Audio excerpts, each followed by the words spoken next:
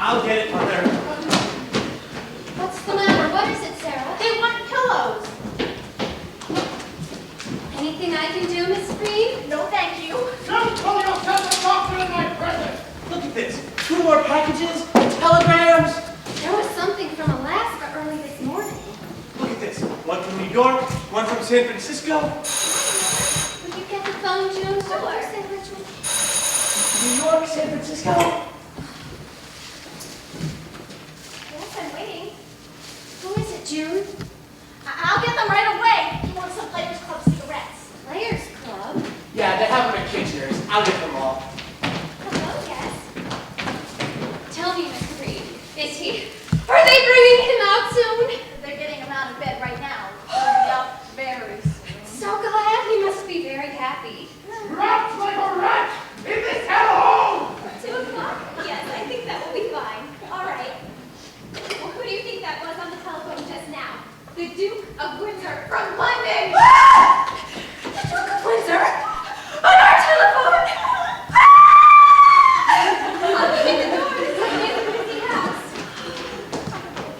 I got his orange juice. Oh, that's fine, Sarah. Is it fresh? Yes, ma'am. You move like a broken down trucker! His voice is just the same as on the radio. Good morning! Girls, what do you think? He's getting up and coming out this morning. I don't mean it. You think he's here? Of course, he'd love it. I'll be upstairs with the easy mother. Okay, June. Tell your father he'd better come down. Mr. Whiteside is coming out soon. Yes, I will. Is he really coming out this morning? I brought him a plate. Do you think it's alright if I give it to him? I think that would be lovely. And I brought some cats with jelly. Oh, how nice. Girls, who do you think was on the phone just now? The Duke of Windsor from London. Ah! And look at these cablegrams. He's had calls and messages from all over this country and Europe.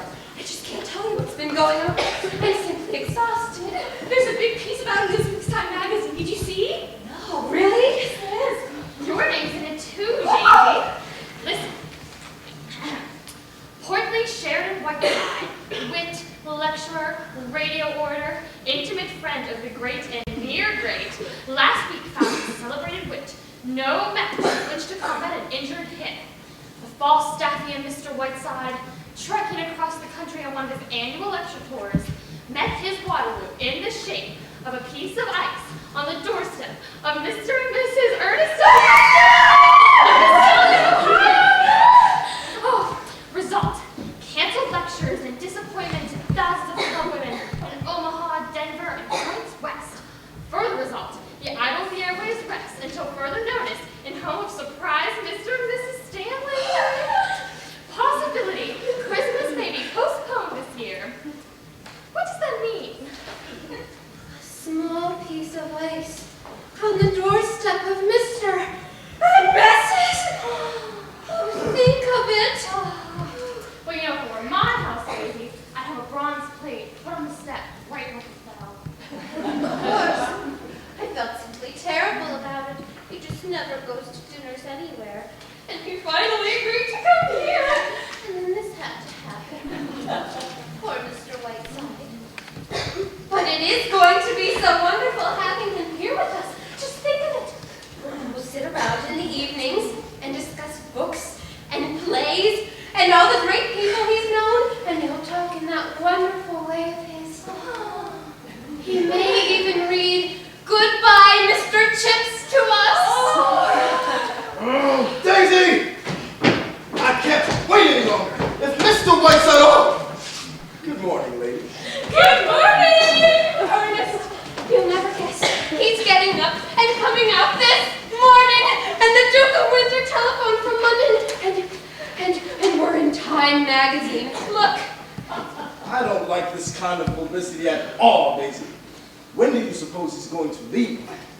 Well, he's only getting up this morning. After all, he's had quite a shock. He'll certainly have to rest a few days, Ernest. Well, I'm sure it's a great honor his being in this house. But it is a little upsetting. Phones going all the time, bells ringing, messenger boys running in and out. Pardon me, Mrs. Stanley. Have the cigarettes come yet? My son went for them. Thank you. Oh, this is Miss Cutler, Mr. Whiteside secretary. How do you do? How do you do? May I move this chair? You mean he's getting up now? He is indeed. June, Mr. Whiteside's coming out. Sarah! You're so excited. I don't know what to do. Me too. I innocently died. Good morning, Dr. Bradley. Oh, good morning, good morning. Well, here we are, merry and bright. Bring our little patient out, Miss Preen.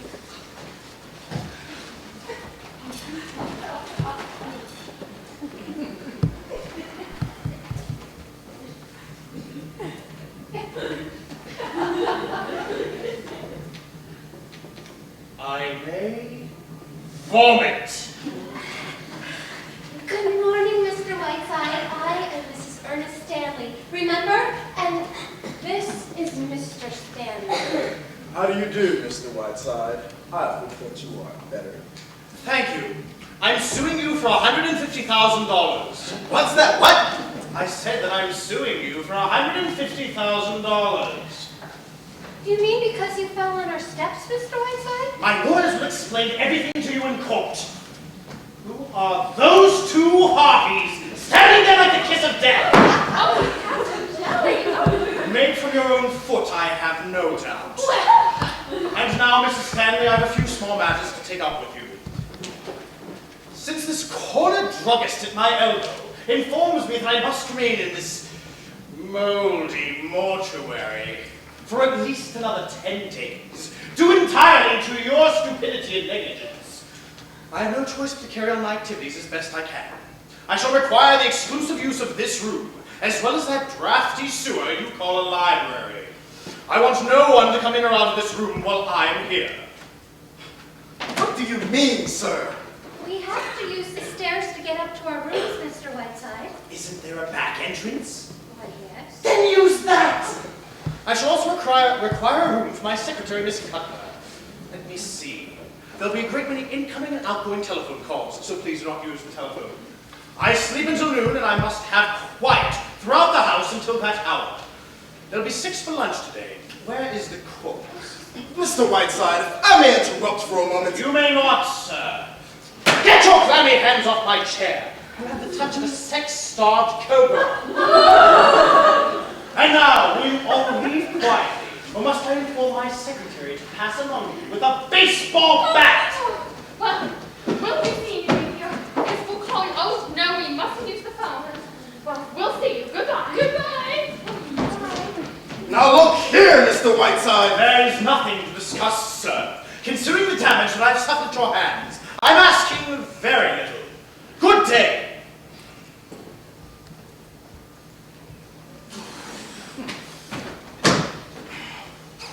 I'll call you from the office later today, Daisy. Not on this phone, please.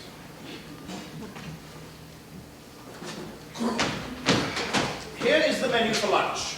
Oh, but I've already ordered lunch. It will be sent up to you on a tray. I'm using the dining room for my lunch guests. Where are those cigarettes? My son went for them. I don't know where he... Here, Sarah. Here's the menu for lunch. I'll have mine sent up on the tray. Young lady, I cannot stand indecision. Will you either go up those stairs or come down? Hello, Mr. Whiteside. Here are those cigarettes. Sorry it took so long. I had to go to 3 stores to get them. How did you go? By ox cart? Does any man suffer as I do from the gross inadequacies of the human race? What are you doing? Go into the library and read the life of Florence Nightingale. and learn how unfitted you are for your chosen profession. Well, I think I can leave you in Miss Cutler's capable hands. Shall I look in again this afternoon? If you do, I shall spit right in your eye. Oh, what a sense of humor you writers have. Oh, by the way, it really isn't worth mentioning, but I've been doing some writing of my own about my medical experiences. Am I to be spared nothing? Would it be too much to ask you to glance over it while you're here? Trapped. Well, I just happen to have a copy with me. The story of a humble practitioner, or 40 years an Ohio doctor. I shall drop everything. Oh, thank you. I hope you like it. Well, see you all tomorrow. Keep that hip quiet. And don't forget to take those little pills. Goodbye. Oh! Maggie, will you take 40 years below the navel or whatever it's called? Well, I must say, Sheridan, you have certainly behaved with all of your accustomed grace and charm. Now look here. I'm in no mood to discuss my behavior, good or bad.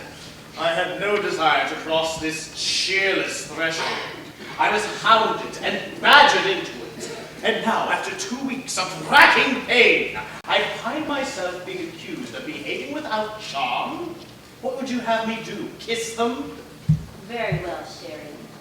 After 10 years, I should have known better than to try to do anything about your manners. But when I finally do give up this job, I may write a book about it all. Through the Years with Prince Charming. Listen, repulsive. You are tied to me with an umbilical cord of piano wire. And now, if we may dismiss the subject of my charm, for which incidentally I receive about $1,500 per appearance, we may possibly get down to work. Oh, no, we can't. Yes.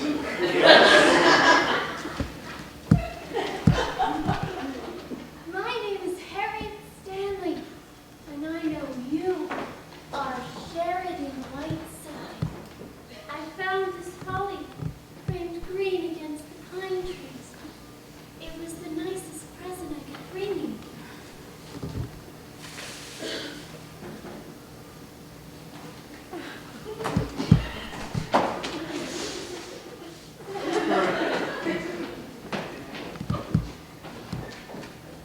For God's sake, what was that?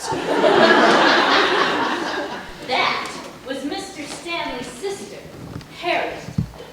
I've talked to her a few times. She's quite strange. Strange? She's right out of the Hound of the Baskervilles. You know, I've seen that face somewhere before. Nonsense, you couldn't have. Oh, well, let's get down to work. Here, press this between the pages of the doctor's book.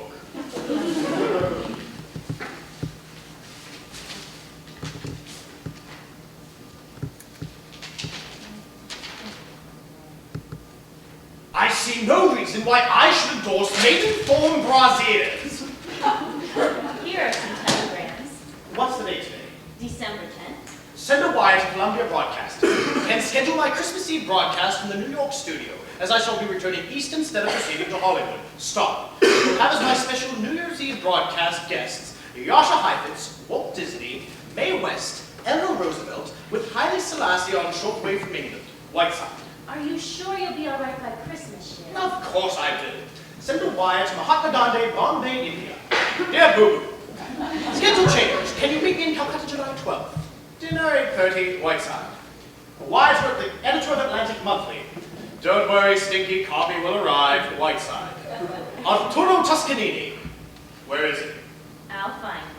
Counting on you January 4th, Metropolitan Opera House. My annual benefit home for paroled convicts. As you know, this is a very worthy cause and near to my heart. Will you have quiet supper with me and Greta Garbo afterwards? Whiteside. If that's for Mrs. Stanley, she's too drunk to talk. Hello? What? Hollywood? If it's Goldwyn, hang up. Oh, hello, Banjo. Banjo! Give me that Come on, give it to me. Shut up, Sherry. Are you coming east, Banjo? I miss you. Oh, he's going to live. Will you stop that dribbling and give me the telephone? In fact, he's screaming at me now. Here he is. How are you old fawns behind? And how is the picture coming? How are Wacko and Sloppo? No, I'm fine. Yes, I have the best horse doctor in town. So tell me, what are you giving me for Christmas? Oh, Banjo, I can't spend my day talking to a Hollywood riffraff like yourself. Kiss Noella Parsons for me. Goodbye. He took $1,400 from Goldman in cribbage last night. And Sam said, Banjo, I'll never play garbage with you again. What do you want now, Miss Bedpan? Your pills, Mr. Whiteside. One every 45 minutes. Where were we? Here's a telegram from that dear friend of yours, Lorraine Sheldon. Let me see it. Sherry, my poor sweet lamb, have been in Scotland on a shooting party with Lord and Lady Cunard, and only just heard of your poor sweet Pip. Am down here in Surrey with Lord Bottomley, sailing Wednesday on the Normandy, and cannot wait to see my poor sweet Sherry, your blossom girl, Lorraine. In the words of the master, I may vomit. Now, don't be bitter, Puss. Just because Lorraine Sheldon's more beautiful than you are. Lorraine Sheldon is a very fair example of that small but vicious circle you move in. Pure sex jealousy if I ever saw it. Give me the rest of those. Lorraine Sheldon, Lord Bartley, my Aunt Fanny. Ah, here's one from Destiny's Tot. Oh, England's little rover boy. Dear baby's breath, what's this I hear about a hip fracture in some Bordeaux draw? Does this mean our Hollywood Christmas party is off? Finished the new play in Pago Pago and it's superb. Myself and a ukulele leave Honolulu tomorrow in that order. By the way, something of Zanzibar wants to meet Ginger Rogers. He does travel, doesn't he? You know, it would be nice if the world went around Beverly Carlton for a change. Hollywood next week. Why couldn't he stop over on his way to New York? Send a wire to Beverly Carlton, Royal Hawaiian Hotel, Honolulu. If these people insist on their friends using the front door. What do you want them to do? Use a rope ladder. I will not have a lot of mildew pussbacks rushing in and out of this house while I'm here. Oh, good morning, Mr. Jefferson. Good morning, Sarah. There's no one home. The Stanleys have been arrested for white slavery. Go away. Good morning, Mr. Whiteside. I'm Jefferson with the Visalia Journal. Get rid of him. I'm sorry. Mr. Whiteside is seeing no one. Well, really? Yes, so will you please excuse us? Good day. Mr. Whiteside seems to be sitting up and taking notice. I'm afraid he's not taking notice of the Visalia Journal. Do you mind? You know, if I'm going to be insulted, I'd like it to be by Mr. Whiteside himself. I never did like carbon copies. Touche if I ever heard one, and Visalia too, Maggie dear. Will you please leave? How about an interview, Mr. Whiteside? I never give any, go away. Now, Mr. Whiteside, if I don't get this interview, I'll lose my job. That would be quite all right with me. Now, you don't mean that, Mr. Whiteside. You used to be a newspaper man yourself. You know how editors are. Well, mine's the toughest one that ever lived. You can't get around me that easy. If you don't like him, get off the paper. But the journal was my father's paper. It's kind of a sentimental point with me, the paper. I'd like to carry on where he left off. Ah, so you own the paper, eh? Well, that's right. Then this terrifying editor, this dread journalistic apocalypse, is you yourself. Well, in a word, yes. I see. In the future, Sherry, let me know when you don't want to talk to people, and I'll usher them right in. Young man, come over here. I suppose suppose you've written that great American novel. No, I've written that great American play. Well, I don't want to read it. Do these own eyes spy a box of goodies on that table? Hand them to me, will you? You see, Mr. Whiteside, the trouble is that your being in town comes under the heading of news. Practically the biggest news since the Great War. So I just gotta get a story. Chocolate fudge. Oh, Mr. Whiteside, you mustn't eat candy. It's very bad for you. My great-aunt Jennifer ate a whole box of chocolate every day of her life. She lived to be 102. And when she'd been dead for 3 days, she looked better then than you do now!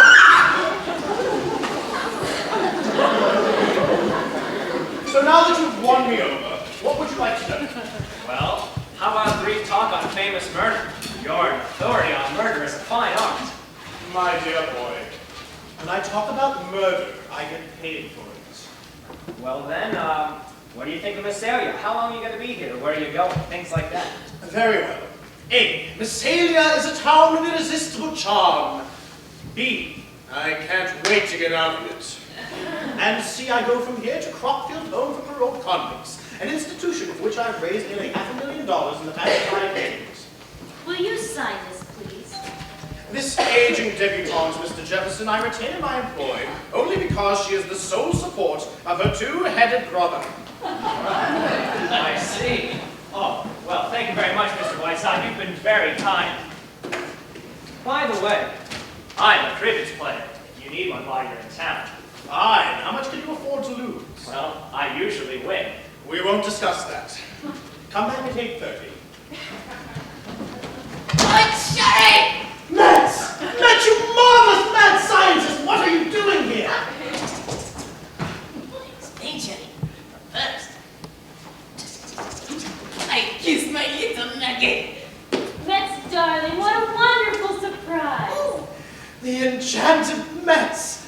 Jefferson, you're standing in the presence of Professor Adolf Metz, the world's foremost authority on insect life. Well, how do you do? Metz, what are you doing in Ohio? You are so sick, Sheridan, so I've come to cheer you up. Jefferson, he spent 2 years in a cave with nothing but plant lice. He reads 3 pages of the Encyclopedia Britannica. Don't you, my little bookworm? Sheridan, you embarrass me.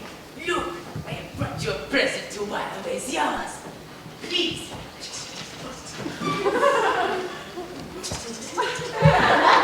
Say to my students, boys and girls, I would like to buy a present for my shit friend Sheridan Whiteside. So you know what we do? We get for you a community of Paraplaneta Americana, commonly known as the American cockroach. Behold, Sheridan, Roach City! Inside here are 10,000 cockroaches. 10,000? You can watch them, Sherry, while they live out their whole lives.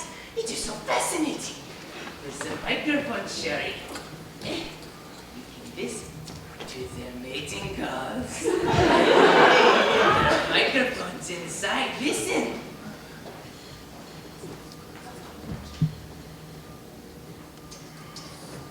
How long has this been going on?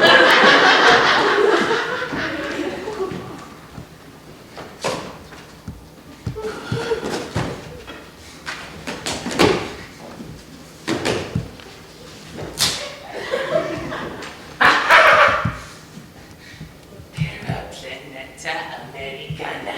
There are cockroaches in this house. I beg your pardon, Mr. Whiteside. I don't know who that man is, but I will not stand here and... Then go upstairs. Ah, those must be my lunch guests. Metz, you will stay the day, of course. Oh, certainly. Jefferson, stay for lunch. Oh, glad to. Ah, come in, Baker. Good morning, gentlemen. Jefferson, here are the fruits of that humble Valentine. These men, now serving their final months in prison, have chosen to enter the ivy-covered they've come here today to learn from me a little of this tradition. You're Michelson, aren't you? Butcher shop man. Yes, sir. I thought I recognized you. Lunch is ready, Mr. Whiteside. Good. Let's go right in, gentlemen. Can I help you, Mr. Whiteside? Oh, thank you. We're having chicken livers tetrazzini and cherries jubilee for dessert. I hope that every little tummy's aflutter with gastric juices. Close the door, will you? I don't want a lot of people crying on their betters.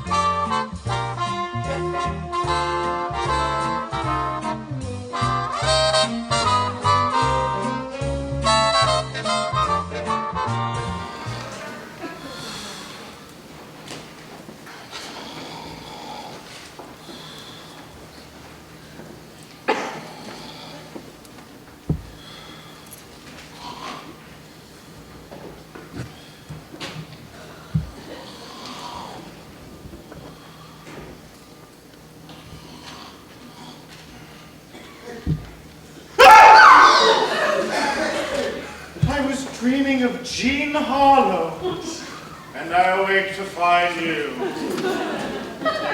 Your medicine, Mr. Whiteside. What time is it? About 6:30. Where's Miss Cutler gone? She went out Out? with Mr. Jefferson. No. I have something for you, Mr. Whiteside. Made it special. My souffle queen. In those deft hands there's the art of Michelangelo. Let me taste this new goodie.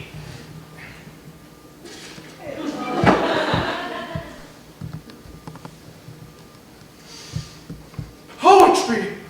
Sheer poetry! I put a touch of absinthe in the dough. Do you like it? Ambrosia. And I got your terrapin Maryland for dinner. In my time, I have known but 3 great books. The Khedive of Egypt has one. My great-aunt Jennifer, another. And the 3rd, Sarah, is you. Oh, Mr. Whiteside. How would you like to come to New York and work for me? Why, Mr. Whiteside, it would be wonderful. But what would I say to Mr. and Mrs. Stanley? Just goodbye. But they'd be awfully mad, wouldn't they? They've been very kind to me. Well, if they're ever in New York, we can have them for dinner, if I'm not in town. Now run along and think it over. And remember, this is our little secret. And be sure to put plenty of sherry in that terrapin. Miss Preen! Miss Preen! Yes, sir. What have you got in there anyway, a sailor? I was just washing my hands. What time did Miss Cutler go out? Oh, a couple of hours ago. And Mr. Jefferson called for her. Yes, sir. All right, go back to your sex life.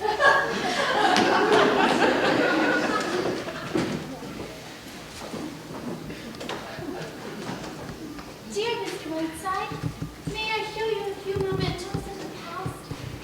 I somehow feel that you would love them as I do. I'd be delighted. Miss Stanley, haven't we met somewhere before?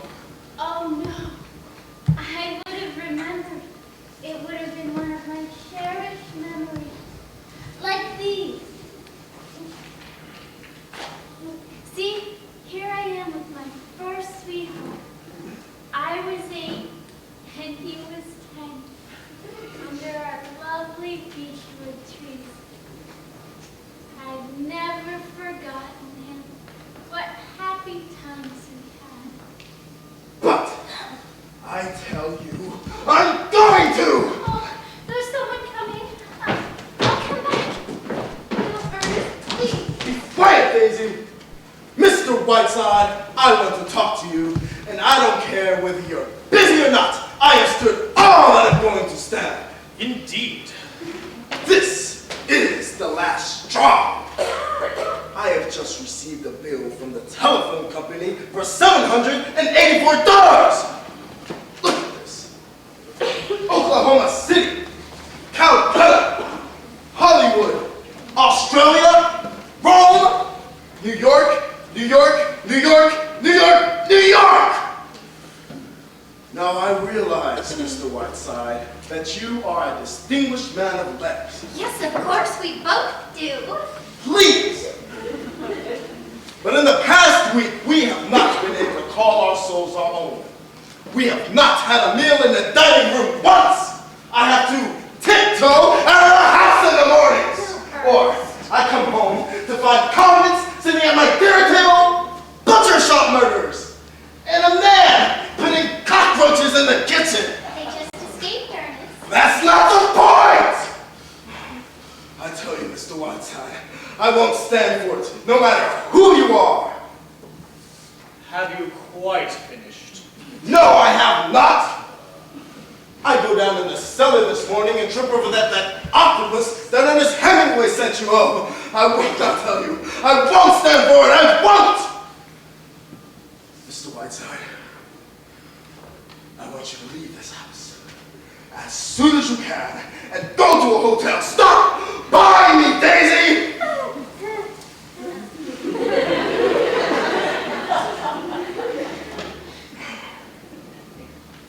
That's all I have to say, Mr. Whiteside. And quite enough, I should think. Let me remind you, Mr. Stanley, that I am not a willing guest in this house. And the doctor informs me I must remain quiet for another 10 days, at which time I shall leave this house so fast that the wind will knock you over. I hope. If, however, you insist on my leaving before that time, thereby causing me to suffer a relapse, I shall sue you for every day I'm held inactive, which will amount, I assure you, to a tidy sum. Oh, this is outrageous! Outrageous! Mr. Whiteside, my husband didn't Yes, I mean did. it. I meant every word of it. There is one point you make which I see some slight justice. I do not expect you to pay for my telephone call, and I shall see to it that the restitution is made. Can you provide me with an exact amount? I certainly can, and I certainly will. Good. I shall instruct my lawyers to deduct it from the $150,000 that I'm suing you for. No, Ernest. Remember, Mr. Whiteside is our guest.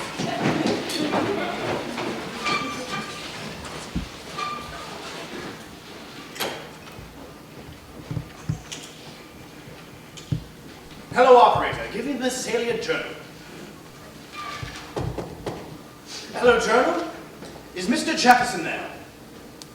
What time do you expect him back? No message.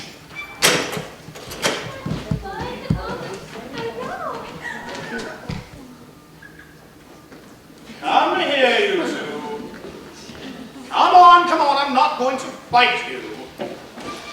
Now listen here. I am by nature a gracious and charming person. I've been observing you two for the past week, and you seem to me to be extremely likable young people. I'm afraid that when we first met, I was definitely unpleasant to you. For that, I'm sorry, and I wish that in the future you would not treat me like something out of Edgar Allan Poe. How do you like my tie? Thank you, Mr. Whiteside. This makes things much pleasanter, and I think your tie is very pretty.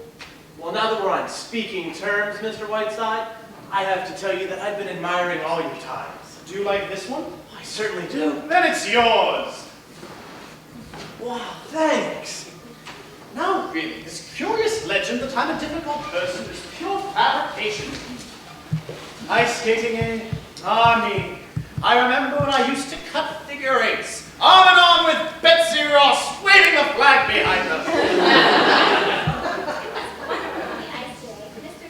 Jefferson and Miss Cutler were there. Maggie, ice skating? Oh yeah, she's real good. I got some great pictures of her. Were they still there when you left? Yes, they were. Mr. Whiteside, would you mind if I got a picture of you? I would love to have one. Very well. Do you want my profile? Free, you're done for now, Mr. Whiteside. My brother is a camera fiend. Okay, there, I got it. Thanks, Mr. Whiteside. Hello, Miss Cutler. Hello there. Good evening, Sherry. Really, Sherry, you've got this room looking like an old parrot cage. Did you nap while I was out? What's the matter, dear? Cat run away with your tongue. Don't look at me with those great cow eyes, you sex-ridden hag. Where have you been all afternoon? Alley-catting around with Bert Jefferson? Sherry, Bert read his play to me this afternoon, and it's superb.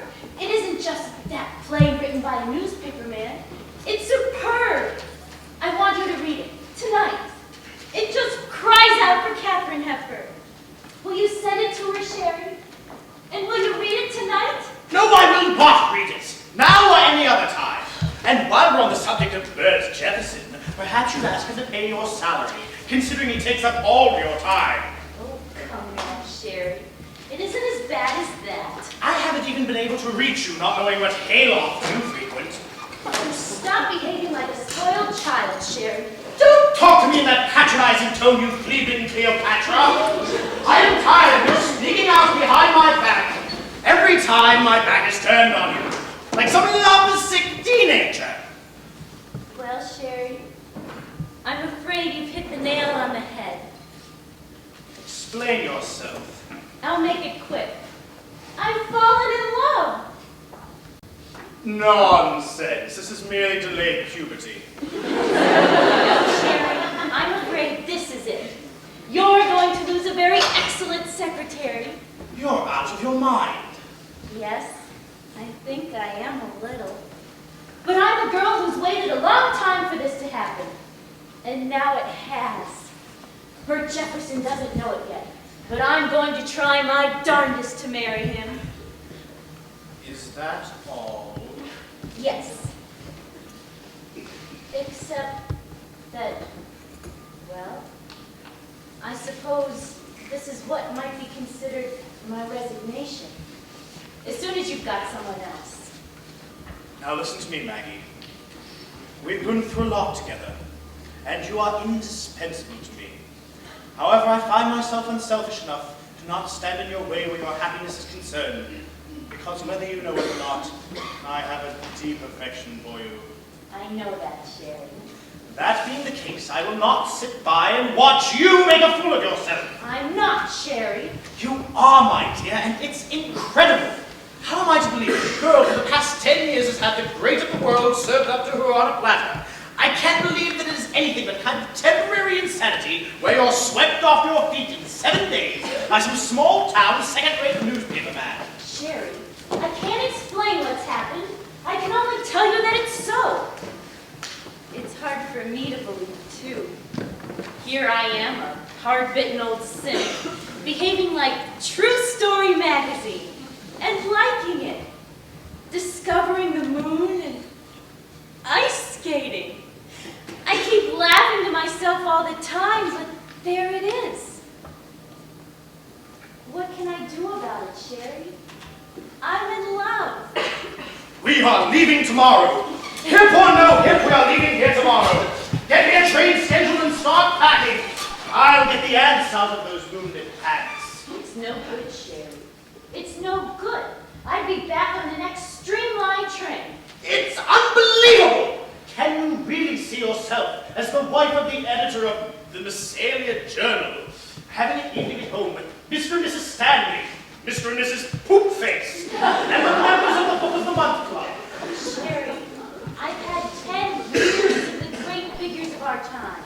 And don't think I'm not grateful to you for it. I've loved every minute of it. They've been wonderful years. I don't think anyone has had the fun we've had. But a girl can't laugh all the time. There comes a time when she wants Bert Jefferson. I love him. That's all. I see. Well, I remain completely unconvinced. You are drugging yourself into some Joan Crawford fantasy, And before you become completely anesthetized, I shall do everything in my power to bring you to your senses.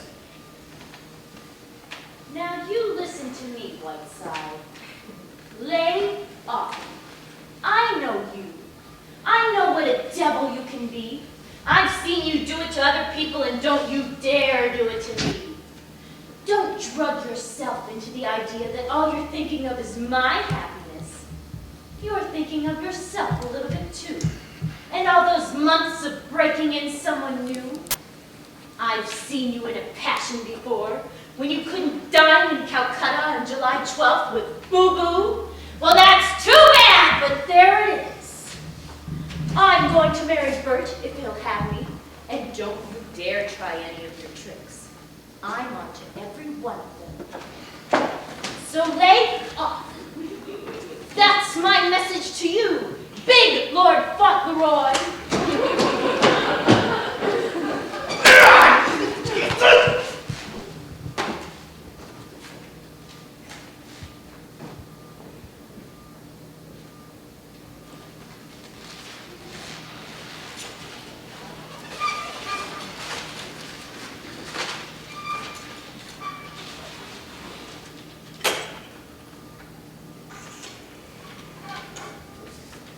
Hello? I'd like to place a transatlantic call. Hello, transatlantic operator? This is Miss Celia 42. I'd like to speak to Miss Lorraine Sheldon, S-H-E-L-D-O-N. She sailed on the Normandy, left day before yesterday from Southampton. How long will it take? My name is Whiteside. Good evening, sir. Good evening, Doctor. Well, well, good evening, Mr. Whiteside. Go away, I'm busy. Oh, now, what would be the best news I could possibly bring you? That you had lockjaw. Oh, no. Mr. Whiteside, you are a well man. You can get up and walk now. You can leave here tomorrow. What do you mean? Well, sir, I looked at those x-rays again this afternoon. And you know what I did? I was looking at the wrong x-rays. I was looking at old Miss Moffat's x-rays. You are perfectly and absolutely well. Lower your voice, will you? What's the matter? Are you pleased? Delighted, naturally. This is a very unexpected bit of news. It comes at a very curious moment. Dr. Bradley, I have a surprise for you, too. I've been reading your book. 40 years, what is it? An Ohio doctor, yes? Yes, and I consider it extremely close to being one of the greatest literary contributions of our time.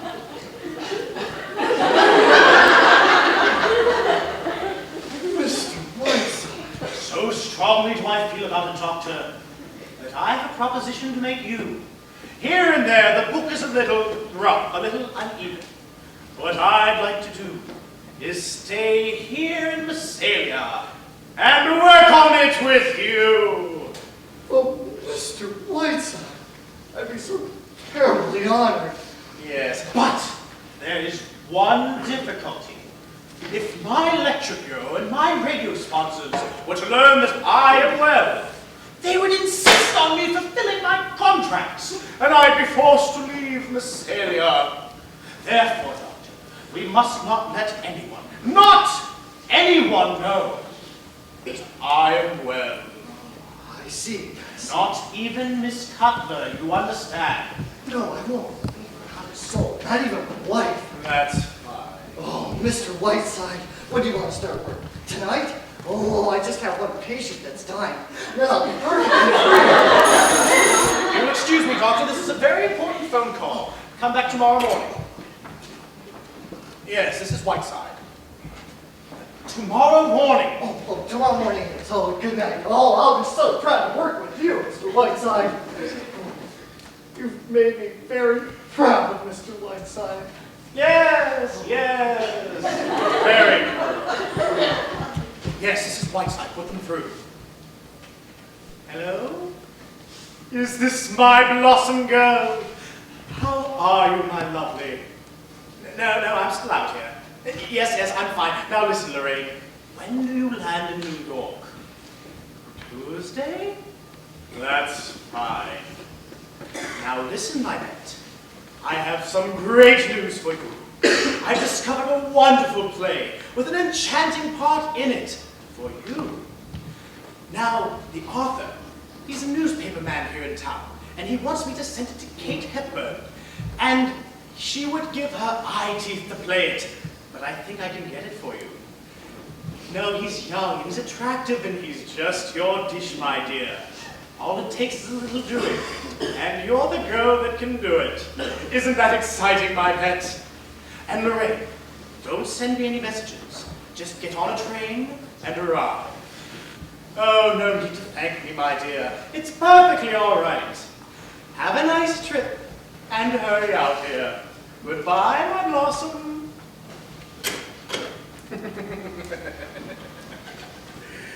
Good evening, Miss Preen. My God, do you look radiant.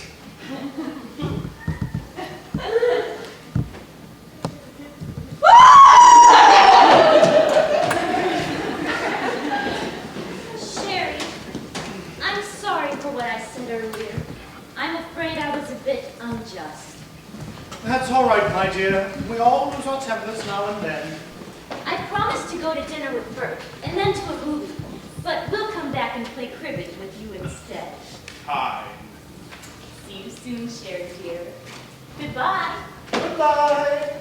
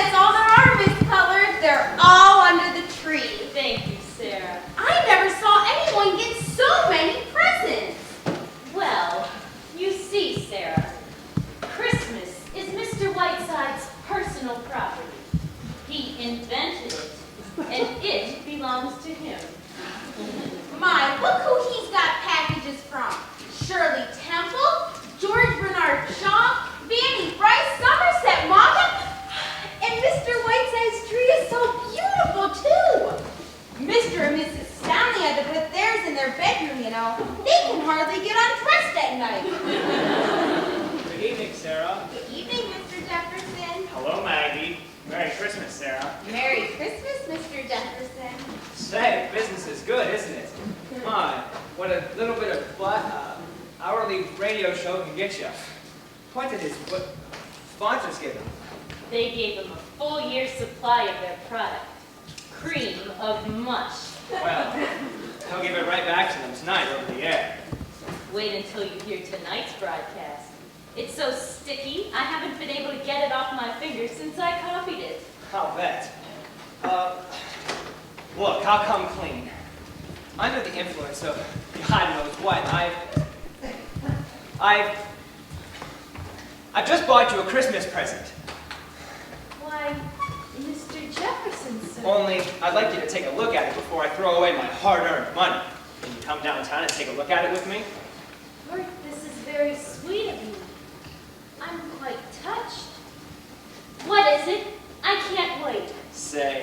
going to tell you. Come down and see. All right. Sherry, I'm going out for a few minutes. I won't be long. Noel, Mr. W. How about some cribbage after your broadcast tonight? No, I will not play cribbage with you, Klondike Annie. And where are you off to, Madam Butterfly? I'm being given a Christmas present. Anything you want from downtown, Sherry? Yes, bring baby a lollipop. What are you giving me for Christmas, Jefferson? I've enriched your feeble life well beyond your capacity to repay me. That's what I thought, so I'm not getting you anything. I see. Well, I was going to give you my old trust, but now I shan't. What time are those radio men coming, Maggie? About 6:30. I'll be here. You've got to cut, Sherry. You're 4 minutes over.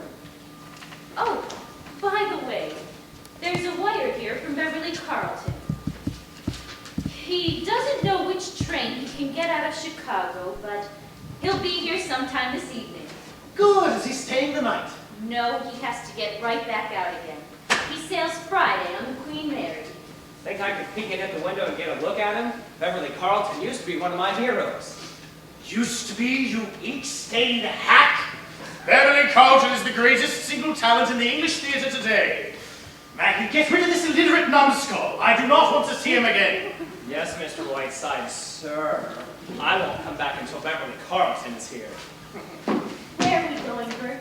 I want to see what you've got. I'm like a 10-year-old kid. You know what, Maggie? Right now you look like a 10-year-old kid.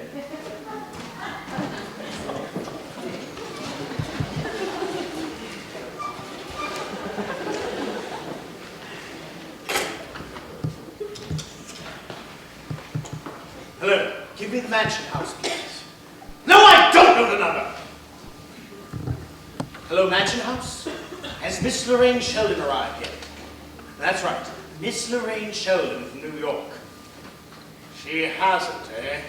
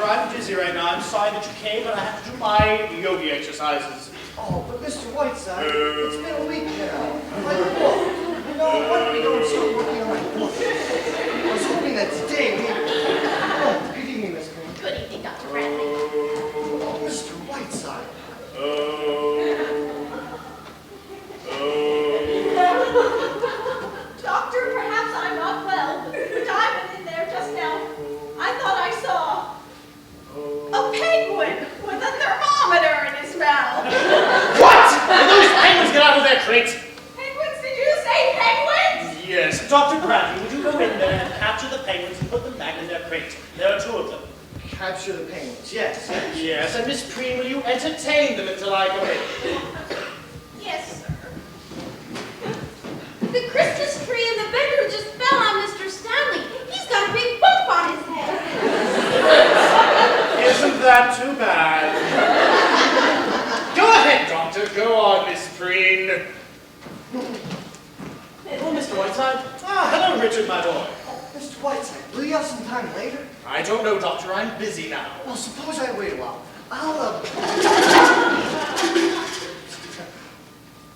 I'll wait here.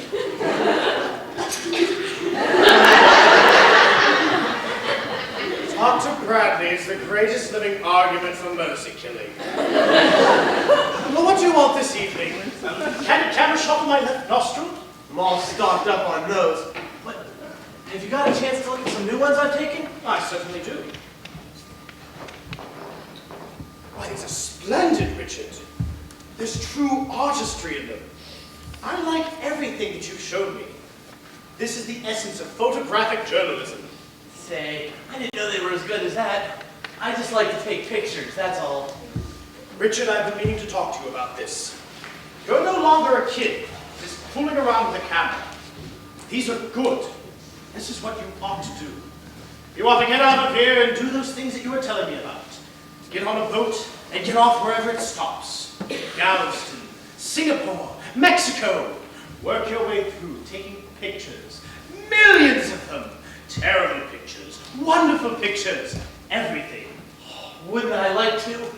That's what I've been dreaming about for years. Oh, if I could do that, I'd be the happiest guy in the world.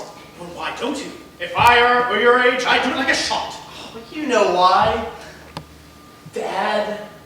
Richard, do you want to do this more than anything else in the world? Oh, I certainly do. Then do it. Hello, Richard. Good evening, Mr. Whiteside.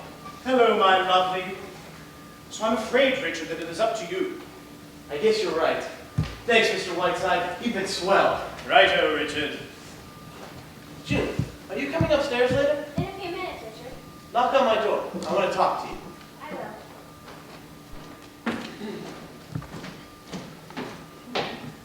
Mr. Whiteside, are you busy? I need to talk to you for a few minutes. It's very important. Of course. I take it that this is all about that young Romeo you have at the factory. Yes. I just can't seem to make Father understand. It's like talking to a blank wall. He won't meet him. He won't even talk about it. Sandy and I are in love, Mr. Whiteside, and I don't know where to turn. Can you help me? June, I'd like to meet this young man. I'd like to see him for myself. Would you, Mr. Whiteside? Would you meet him? He's here. He's in the kitchen. Good, bring him right in.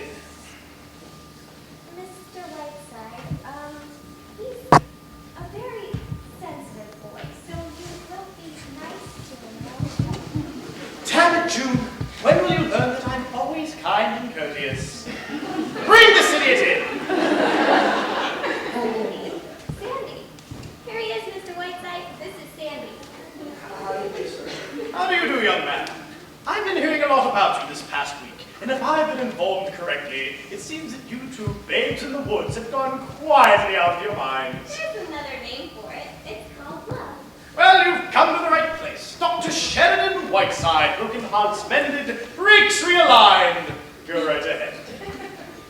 Well, if June's told you anything at all, Mr. Whiteside, you know the jam ring. You see, I work for the labor union, Mr. Whiteside. I'm an organizer. I'm an organizer that met at Mr. Stanley's factory, and Mr. Stanley's pretty sore about it. I'll bet. Well, that being the case, I don't think I have the right to try and influence June. If she marries me, it means a definite break with her family. I don't like to bring that about. But the trouble is, Mr. Stanley's so stubborn about it, so arbitrary. He acts like I did this just to spite him. We fell in love with each other, but he behaves as though we're all just a big twat. If he'd only let me talk to him. If he'd only let Sandy talk to him. We've been over all that before. Anyway, I got word this morning I'm needed in Chicago. I may have to go on to Frisco from there. So you see the jam line. Sandy's leaving tonight, Mr. Whiteside, and he'll probably be gone for a year. So we've got to decide now. My dear, this is absurdly simple. June, I'm like your young man. I have a feeling you two will be very happy together. Whatever his beliefs are, he's entitled to them, and you shouldn't let anything stand in your way. As I see it, it's no trouble at all. Stripped of its externals, it comes down to one thing. Your father. The possibility of making him unhappy, is that right? Very unhappy. That's not the point. Suppose your parents are unhappy. It's good for them. Builds their characters. Look at me. I left home at the age of 4 and I haven't been back since.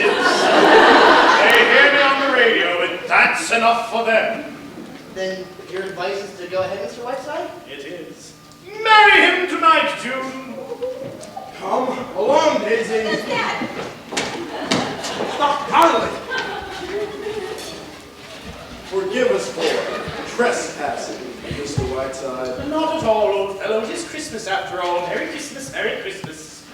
Yes, Merry Christmas. June, would you like to come along with us? We're taking some presents over to the Dexters. No, thank you, Mother. I have some letters I need to write. Come along, Daisy. Why, Mr. Stanley, what happened to your forehead? Did you have an accident? No, Mr. Whiteside. I'm taking boxing lessons. Go ahead, Daisy.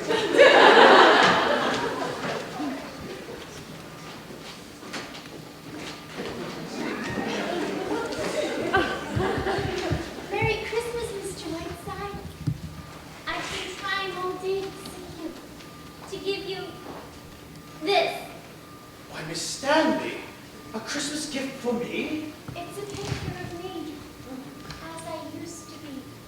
I was taken on another Christmas Eve many years ago. Oh!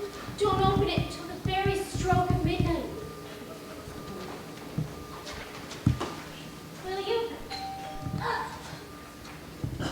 Merry Christmas, Mr. Whiteside. Merry Christmas. Merry Christmas to you, Miss Stanley. And thank you. This is the Whiteside residence, isn't it? Yes, it is. Could you please tell Mr. Whiteside that Lorraine Sheridan is here to see him? Lorraine, my blossom girl! Sherry, my sweet! Oh, darling, look at that poor, sweet, tortured face. Let me kiss it. Mwah. Oh, darling, how drawn you are. I want to cry. All right, you made my sentence, dear. Now relax. But, darling, I've been so worried. And now seeing you in that chair. This chair fits my fanny better than anything else has. I feel better than I have in years. And the only thing that concerns me is news of the outside world. So take off that chicken and tell me everything. Oh, darling, I'm so relieved. I've never seen you look better. You look perfectly wonderful. My dear, do I look a wreck? I just dashed through New York. Didn't do a thing about Christmas. Had my hair down and jumped right on the train. Oh, and the Normandy coming back was simply hectic. Fun, you know, but exhausting. Marlene Dietrich, Cary Grant, and William Faulkner. It was just too exhausting. Oh, and London before that was so magnificent, my dear. Well, I simply never got to bed at all. Darling, I've so much to tell you, I don't know where to start. Just start with the dirt. That's what I want to hear. Let me. Lady Sybil Cartwright got thrown right out of Sears. It was the night before I left, and she was wearing one of those new cellophane dresses. You could absolutely see Trafalgar Square. Oh, and Sarno Montrose, the painter you know, is suing his mother for disorderly conduct. It just shocked everyone. Now, what about you, dear? What about your love life? I don't believe for 1 minute that you never got to bed at all, if you pardon the expression. Sherry, dear, you're dreadful. What about that splendid bit of English mutton, Lord Bottomley? Haven't you hooked him yet? Sherry, Cedric is a very dear friend of mine.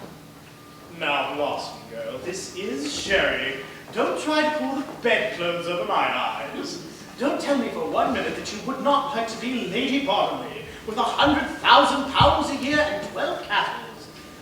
By the way, did he ever have his teeth fixed? Every time I order Roquefort cheese, I think of those teeth. Sherry, really? Cedric may not be brilliant, but he is rather sweet, and he's very fond of me. And he does represent a certain kind of English way of living that I like. You know what I mean. I do indeed. Well, really, Sherry, why not? If I can marry Cedric, I don't see why I shouldn't. Shall I tell you something? I think from something he said right before I left that he's finally coming around to it. Now, it wasn't definite, mind you, but don't be surprised if I am Lady Bottomley before very long. Lady Bottomley? Won't Kansas City be surprised? However, I shall be a flower girl and give the groom an iron toothpick as a wedding present. Now come, my dear, tell me more of your skullduggery. Well... Mr. Whiteside. What? No, not now. I'm busy. Who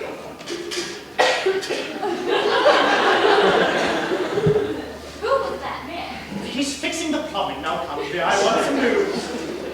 But Sherry, what about this play? I've been so excited ever since your phone call. And I've come all this way from New York, even on Christmas Eve. Where is it? When can I read it? Now let me explain. The author, his name is Bert Jefferson, gave the play to me with the understanding I sent it to Catherine Hepburn. And God knows I feel disloyal to Kate. Sherry. Well, I've done this much, my dear. The rest is up to you. He's young and attractive. And how you go about persuading him, I'm sure you know more about that than I do. Darling, you're wonderful. Oh, well, does he know I'm coming? Mr. Jefferson, I mean. No, he doesn't. You're here visiting me. You'll meet him, that's that. Have him take you out to dinner and work around the play. I don't have to tell you how to do these things. How did you get all those other parts? Sherry.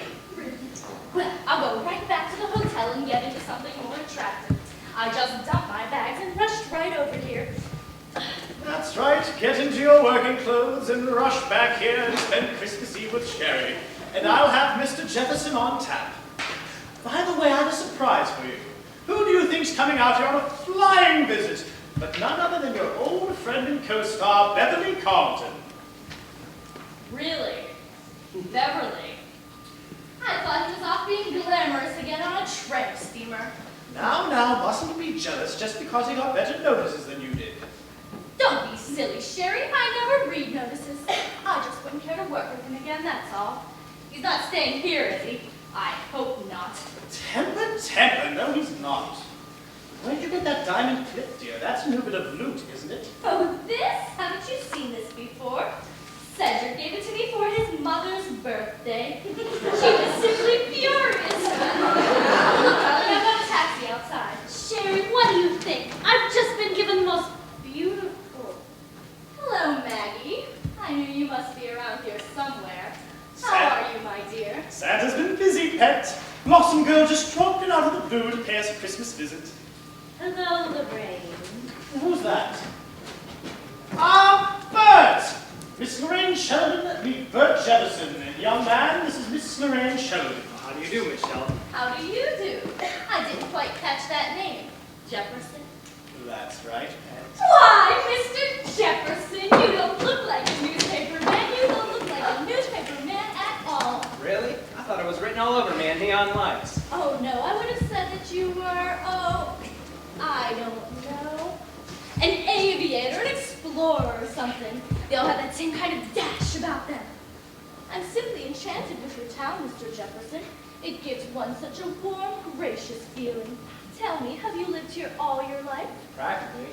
Lorraine, dear, if you wish to learn his life story, please do so on your own time. Maggie and I have a lot of work to do. Get out of here, Jefferson. Go on, Blossom Girl, go on. The rudest man in the world, isn't he?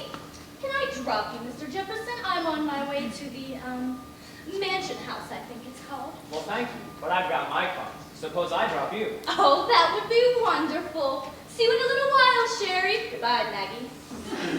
Bye, Maggie. I'm invited back for dinner, am I not? Of course you are. At Christmas time, I always feed the needy. Now, please, stop oozing out. Get out. Come along, Mr. Jefferson. I want to get to know more about you, and I'd like to get to know a great deal more about this town of yours, too.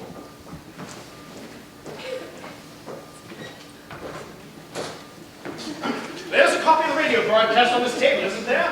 How much do they want cut out? 4 minutes? That's right. 4 minutes. She's looking well, isn't she? What's that? Who? The Countess de Cyanide?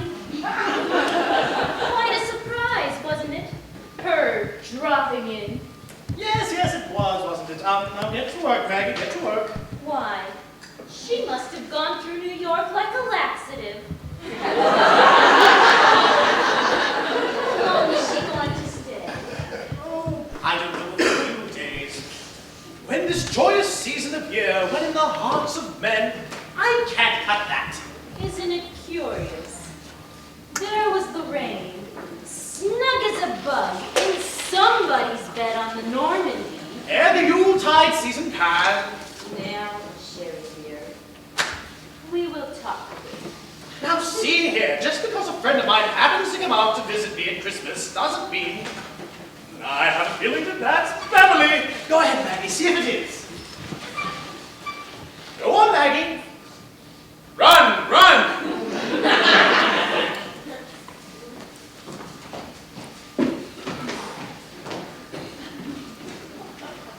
Magpie! Beverly! A large-voiced, incestuous kiss for my magpie! Come here, you Piccadilly pen pusher, and gaze upon a soul in agony. Don't tell me how you are, Sherry. I want none of the tiresome details. I have only a little time, so the conversation will be entirely about me, and I shall love it. Shall I tell you how I glittered through the South Seas like a silver scimitar? Or shall I tell you how I frolicked through Zambezia, seducing a major general's daughter, and completing a 3-act play all at the same time?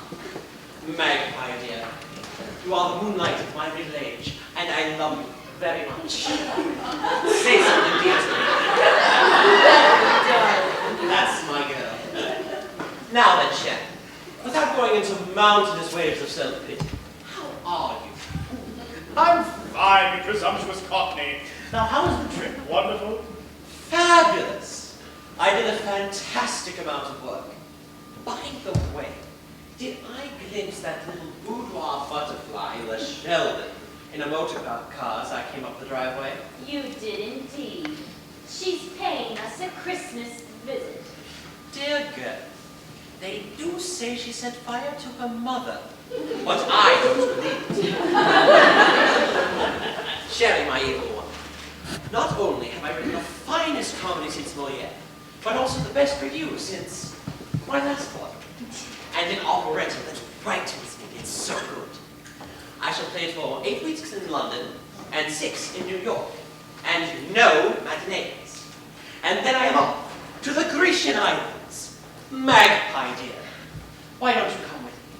Why don't you desert this cannonball of fluff and come with me? Beverly, dear, be careful.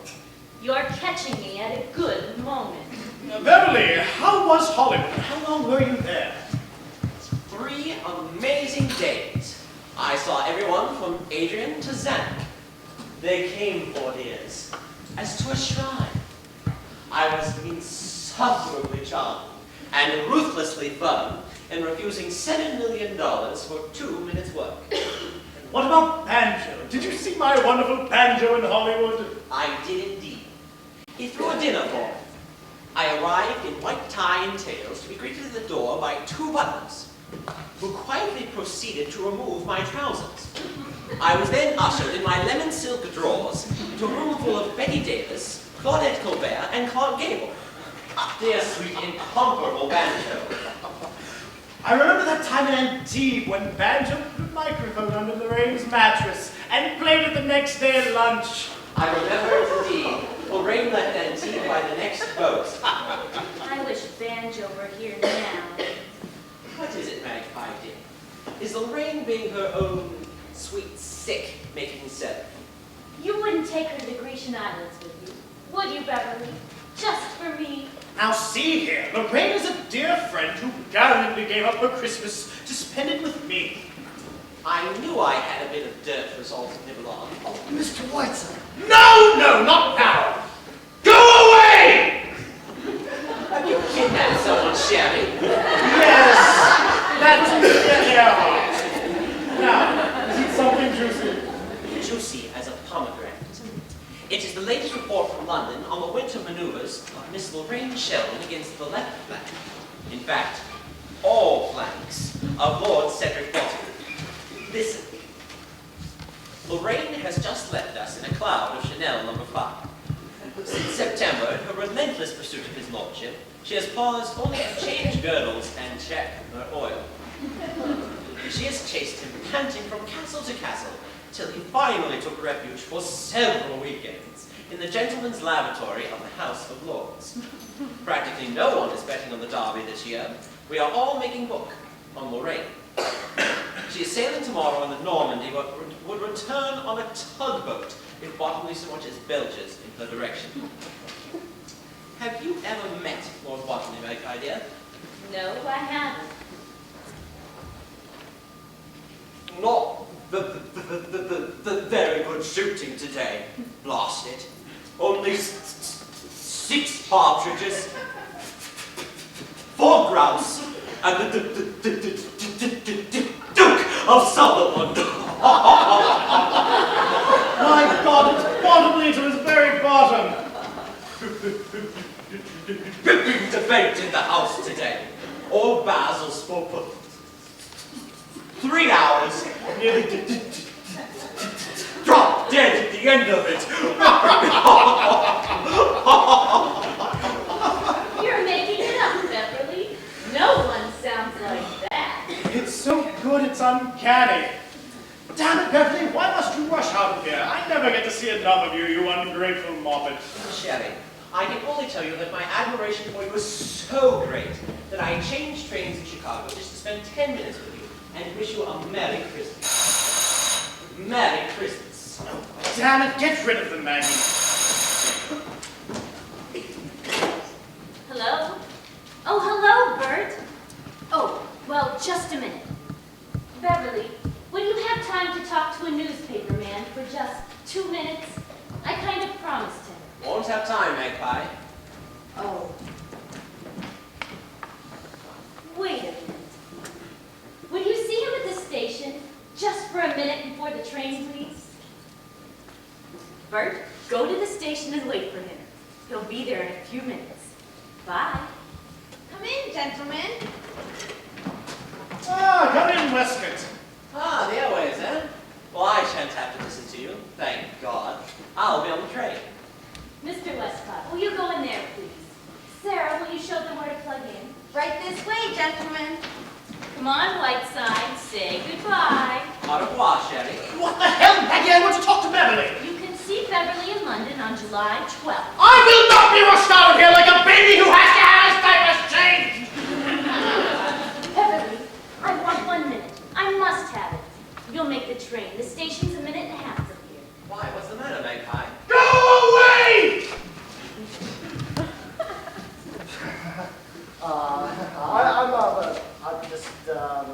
I'm going to wait in the, until Mr. Excuse me. Who is that man? Never mind. Beverly, I'm in great trouble. Why, what is it, Magpie? I've fallen in love. No. Yes, for the first time in my life, Beverly, I'm in love. I can't tell you about it, there isn't time. But Sherry is trying to break it up. Why, the old flounder. What's he doing? Lorraine. He's brought Lorraine here to smash it up. Somebody here? Someone in this town? He's a newspaper man, the one you're going to see at the station. And he's written a play, and I know Sherry must be using that as bait.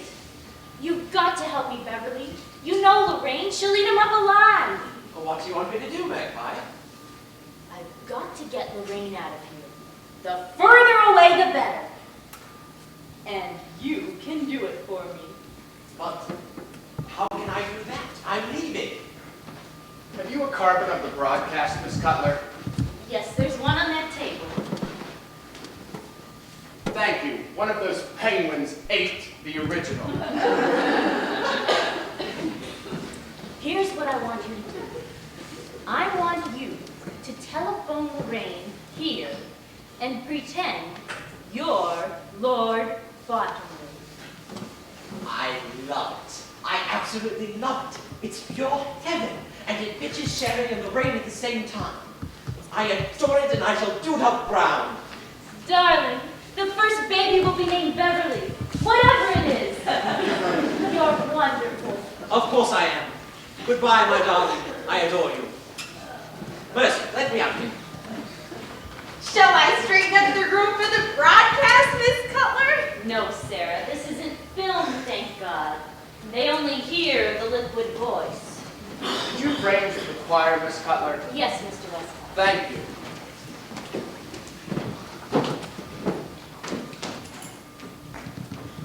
Why, Miss June, are you going away? Oh, no, Sarah, no. I suppose Mr. Whiteside is in there, right? Yes, he's preparing to go on the radio. Oh, would you mind giving him a message that... Where is he? In the library? Yes, he's busy. Oh, maybe we ought to.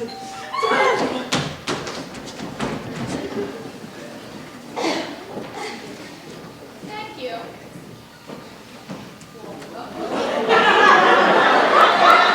Oh, hello, dear. Where's Sherry? Inside working. He's broadcasting very soon. Oh, that's right. Christmas Eve. What a wonderful man Sheridan Whiteside is. You know, it must be such an utter joy to be secretary to somebody like Sherry. Yes, you meet such interesting people. That's quite a gown, Lorraine. Oh, this? Going anywhere? Well, I just threw on anything at all. Aren't you dressing for dinner? No, just what meets the eye. Who does your hair, Maggie? A little French woman named Maggie Cutler comes in every morning. You know, every time I see you, I keep thinking your hair could be so lovely. I've always wanted to get my hands on it. And I've always wanted to get mine on yours, Lorraine. What, dear? Oh, by the way, what time does Beverly get here? I'm not over anxious to meet him. He's been and gone, Lorraine. Really? Well, I'm very glad. Of course, you're great friends, aren't you? You and Beverly. Yes, we are. I think he's a wonderful person. Oh, I suppose he is. But really, when I finished working with him, I was an absolute wreck. All during that tender love scene the critics thought was so magnificent, he kept dropping peanut shells down my dress. I wouldn't act with him again if I was starving. Tell me, Lorraine, have you found a new play yet? Why, no, I haven't. Why, there was a pile of manuscripts waiting in New York for me, but I just hurried right out here to Sherry. Yes, it was wonderful of you, Lorraine, to drop everything that way and rush to Sherry's wheelchair. Well, after all, Maggie dear, what else has one in this world but friends?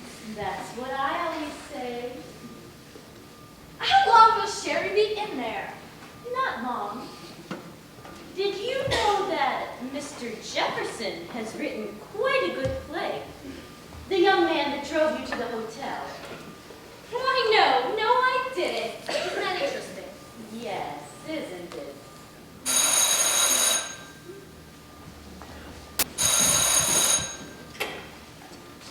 Hello? Yes? Yes? Miss Lorraine Sheldon? Yes, she's here. There's a transatlantic call coming through for you, Lorraine. Transatlantic? For me? Why, what in the world? It's London. London.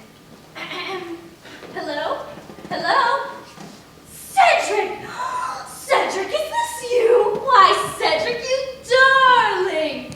What a surprise! How did you know I was here? Oh, what? Cedric, don't talk so fast and you won't stutter so! Yes, that's much better. Yes, very clearly. It's as though you were just around the corner. What? Darling! Cedric, could you hold on just one moment? Maggie, would you mind? It's Lord Bottomley. A very personal call. Would you mind? Oh, not at all. Yes, my dear, now tell me. What? Cedric! Don't stutter so! Don't be nervous! Oh, my darling! Oh, my sweet! Yes! Yes,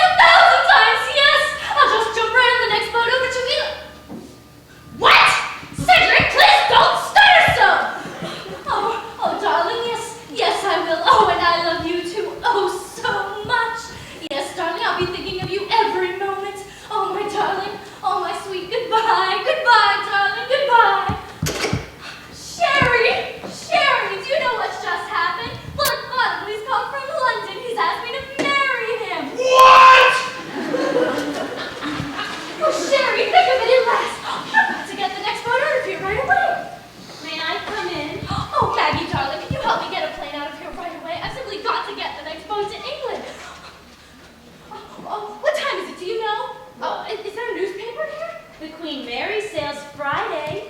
What's happened? Oh, the most wonderful thing in the world has happened. Lord Bottomley's asked me to marry him. Oh, Maggie. Really? Well, what do you know? Maggie, you got to get out of here right away. I'd be delighted to, Lorraine. Will you look things up right away? Yes, I've got a timetable right here. And don't worry, because if there's no train, I'll drive you to Cleveland, and you can catch a plane from there. Maggie, dear, you're wonderful. Sherry, what's the matter with you?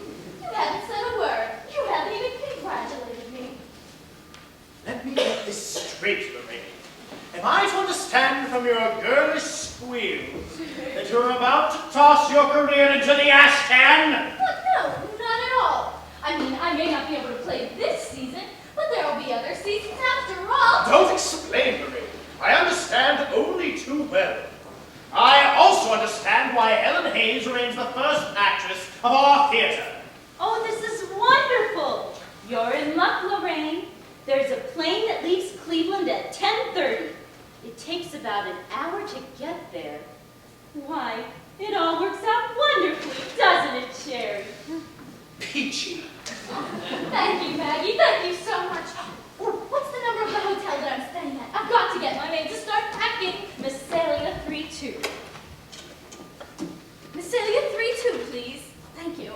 Let's see, I sail Friday, 5 to means I'll be in London by 1. Hello, Mansion House? Yes. This is Miss Lorraine Sheldon. Could you please put me through to my maid? Yes, thank you. Oh, look, Sherry, it's starting to snow. Oh, isn't that wonderful? Oh, I've never felt more like Christmas in my life. Don't you, Sherry, dear? Shut your nasty little face. Cosette. Yes, now listen very carefully. I need you to start packing immediately. We're leaving tonight by plane and returning Friday on the Queen Mary. Yes, that's right. Now, I need you to also send these telegrams for me. Have you got a pencil? Okay. All right, the first one goes to Lord and Lady Cunard. Lord and Lady Cunard, darlings, returning Friday, Queen Mary. Cedric and I being married immediately upon arrival. Lorraine wanted you to be the first to know. Lorraine Sheldon. Okay, now what? Oh, thank you, Cosette. Thank you very much. Now I need you to send that same message to Lady Astor, Lord Beaverbrook, and to my mother in Kansas City. Oh, and I need you to send another message to Hattie Carnegie in New York. Please meet me noon Waldorf Friday with sketches of bridal gown and trousseau. Lorraine Sheldon. Yes, that's right. And I need you to send another message to Cartier Jewelers in London. Please put in reserve for me the triple string of pearls that I picked out in October. Lorraine Sheldon. Yes, now have you got all that? That's right. Thank you, Cosette. Thank you very much. Oh, you have to hurry, my dear. I'll be there in about an hour. Thank you. I just love Cosette. I'd simply die without her. She's the most wonderful maid in the world. Everything is working out so well. Who would have thought that an hour ago I'd be on my way to London? An hour ago? No, I certainly wouldn't have thought it an hour ago. Will this female dribbling never cease? I have a violent headache. Oh, Sherry, can I get you something? Look, Sherry, I'm sorry if I've offended you, but after all, my life is my own, and... Say, everybody, you know it's snowing out? It's gonna be a real old-fashioned Christmas. Why don't you telephone your scoop to the New York Times? Bert, Miss Sheldon has to catch a plane tonight from Cleveland. Can we drive her over, you and I? Why, certainly. Sorry you have to go, Miss Sheldon. No bad news, I hope. Oh, on the contrary. Very good news. Wonderful news. Yes, indeed. Calls for a drink, I think. You're not being a very good host, Sherry. How about a bottle of champagne? Oh, I can do better than that. Let me mix you up a Jefferson special, all right, Mr. Whiteside? Yes, fix anything, I don't care. Has anyone admired my Christmas present yet, Maggie? Oh, dear, I forgot. Look, everyone, from Mr. Jefferson to me. Oh, it's charming. Let me see it. Oh, why, and it's inscribed to Maggie, long may she wave. Bert. Why, Maggie, it's a lovely Christmas present. Isn't that sweet, Sherry? Ducky. I told you it was coupons. Between you two, anyhow. Maggie, is there something you're keeping from us? Great God, will this dribbling never cease? My head's bursting. Well, Jefferson Special will cure anything, Mr. Whiteside. Oh, by the way, I got a 2-minute interview with Beverly Carlton at the station. You were right, Mr. Whiteside. He's quite something. Go ahead, Bert, mix those drinks. On the fire. I was lucky to get even 2 minutes with him. He was in a telephone booth most of the time. Bert, mix those drinks, will you? Okay. Couldn't hear what he was saying, but from the faces he was making, it looked like one of the scenes from his plays. Bert, for goodness sake! Aha! Just a moment, Mr. Jefferson. You say that Mr. Carlton was in a telephone booth at the train station? Certainly was. Thought he'd never come out. Kept talking and making the damnest faces for about 5 minutes. Bert, my boy, I have a feeling that I'm going to love the Jefferson Special. Make mine a double, will you? My headache has gone with the wind. Okay. Sherlock Holmes is now on the case. Hello, operator dear. Tell me, has there been a telephone call from London on this phone in the past half hour? Yes, I'll wait. Sherry, what is this? Shh. There's not been a call from London on this phone in the past 3 days? Thank you. Blossom girl, will you repeat that, please? Hear that, my dear? Thank you, operator, and Merry Christmas. Sherry, what is all this? What's going on? My dear, you've just played your greatest love scene of your career to your old friend, Beverly Carlton. Why, no, I was talking to Cedric. What's going on? My dear, you just poured your girlish heart out to Beverly and not Bottomley. Ah, my, you would have thought 5 minutes ago that you would not be on your way to London. Sherry, how would this explain? Explain? You heard the operator, my dear. All I can tell you is that was Beverly indulging in one of his famous bits of mimicry. You've heard him do Lord Bottomley before, haven't you? Yes, I have, but why would Beverly... Oh, this is the most dreadful... Oh, those cables! Give me the hotel! Whatever it's called, I want the hotel! Oh, I'll get him for this if it's the last thing that Oh, the skunk, the loose, dirty front. Mansion house? Put me through to my maid! What? Who the hell do you think this is? Miss Sheridan, of course!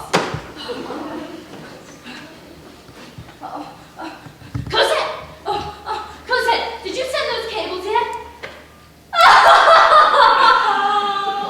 Now, Cosette, listen very carefully. I need you to send a new cable to every one of those people from before and tell them to disregard anything and everything they hear from me. That somebody has been using my name. Disregard anything and everything they hear from me except this, of course. What? Don't ask questions. Do as you're told. Don't argue with me, you French bitch! And on that, we are not leaving. Steady, Blossom girl. Take it easy. What do you mean, take it easy? Do you realize I'll be the laughing stock of England? I won't dare show my face. Oh, I always knew Beverly Carlton was low, but not this low. Why? Why would he do it? I don't understand it. Why would he want to play a silly trick like this? Do you understand it, Sherry? Do you, Maggie? Why, you both saw him this afternoon. Why would Beverly Carlton walk right out of here, go straight to the phone booth and try to ship me over to England on a fool's errand? There has to be some reason. There has to. It doesn't make sense otherwise. Why would Beverly Carlton, or anyone else for that matter, want me to?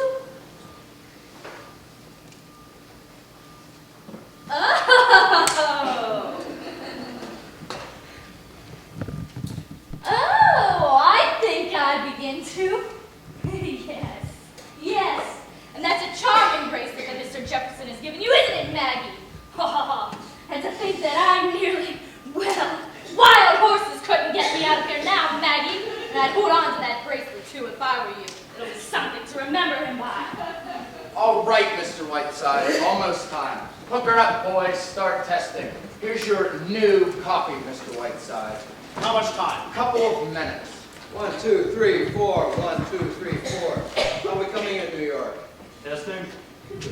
Please, Daisy. Okay, New York. Here comes the Jefferson special. Oh, have we time? Oh, I'm sure we have, Mr. Jefferson. I'm not leaving after all. My plans are changed. Oh, really? Well, that's good. Yes, and I heard you've written a simply marvelous play, Mr. Jefferson. Will you read it to me tonight? We'll go right back to the mansion house after dinner, and you'll read me your play. Why, I should say so. I'd be delighted. Maggie, did you hear that? Say, but you did this. You arranged the whole thing. Wow, this is the finest Christmas present you could have given me. Maggie? Maggie! 30 seconds. Waiting. Mr. Whiteside! Quiet! My son has just run off on a freighter, and my daughter is marrying an anarchist! Quiet, please! They say you told him to do it! My poor June! My poor Richard! Quiet! Going on the air! Don't tell me to be quiet! Oh, I see this. Quiet! Quiet! Step out of the way, please! Oh, right this way, down here to the mic. Okay, New York. Good evening, everybody. Cream of Mush brings you Sheridan Whiteside.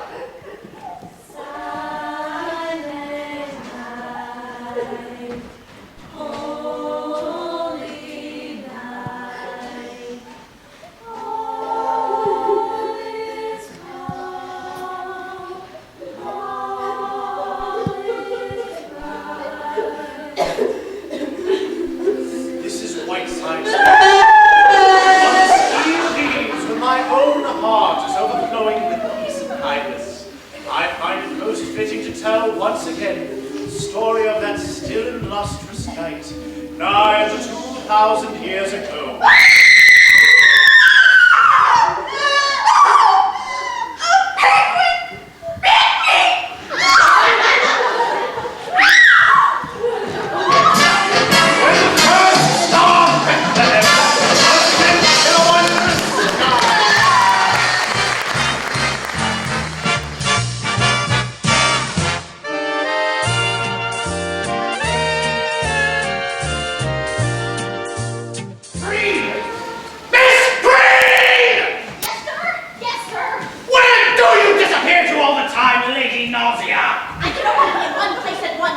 That is very fortunate for this community.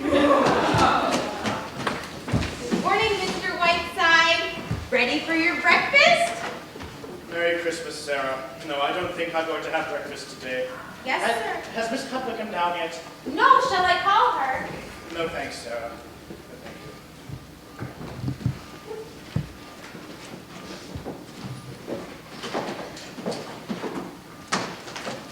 I'm taking the 1 o'clock train, Sherry.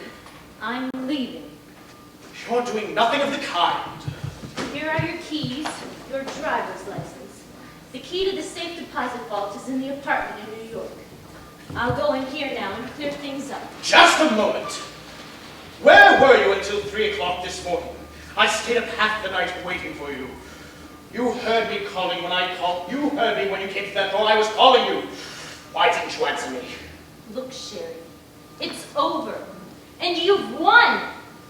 I don't want to talk about it. Oh, come.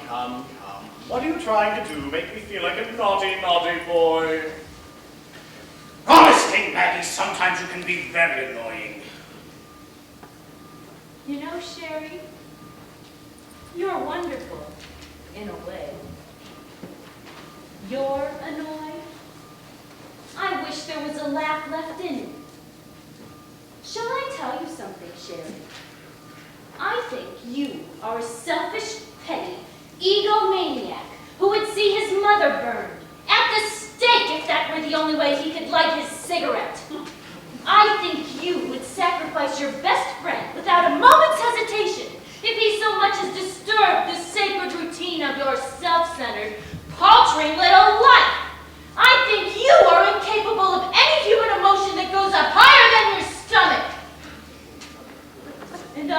fool of the world for ever thinking I could trust you. Well, as long as I live, I shall never do anyone a good turn again. I won't ask you to apologize, Maggie, because in 6 months you will be thanking me instead of berating me. In 6 months, Sherry, I expect to be so far away from you. Hello, hello, hello. Merry Christmas, everyone. Merry Christmas. I'm a little drunk right now, but I can explain everything. Hi, Maggie. Hi, Mr. Whiteside. Shake hands with a successful playwright. Maggie, where were you last night? Where'd you run off to? Miss Sheldon thinks the play is wonderful. I read her the whole thing and she thinks it's wonderful. Isn't that wonderful?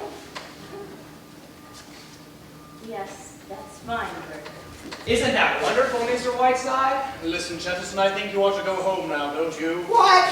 No, it's the biggest day of my life. I'm not a little drunk right now, but it's a big day. We've just been sitting over at Billy's Tavern all night. Didn't realize it was daylight until it was daylight. Listen, Maggie, Miss Sheldon thinks the play needs just a little bit of fixing. So she's taking me up to a little place in Lake Placid, just for 3 weeks. We're gonna work on the play together. Isn't that wonderful? Maggie, why don't you say anything? Bert, why don't you tell us all about this later? Now, why don't you... Oh, excuse me. Merry Christmas, everybody. Merry Christmas. God bless us all, and Tiny Tim. Mr. Whiteside, I thought perhaps I could... You know what, Todd? I'm going to Lake Placid for 3 weeks. Isn't that wonderful? Ever hear of Miss Lorraine, famous actress? Well, we're going to Lake Placid together for 3 weeks. Dr. Bradley, would you do me a favor? I think Mr. Jefferson would like a little black coffee and some breakfast. Would you take care of him for me, please? Yes, yes, of course. You know what, Doc? I'm gonna buy breakfast for you. The biggest breakfast you ever had. Yes, yes, sir. You know what, Doc? Let's climb down some chimneys and scare the hell out of people. Now listen to me, Maggie. I am willing to forgive your tawdry outburst, and I'm ready to talk about this calmly. Love him so terribly. Oh, Sherry, Sherry, why did you do it? Why did you do it?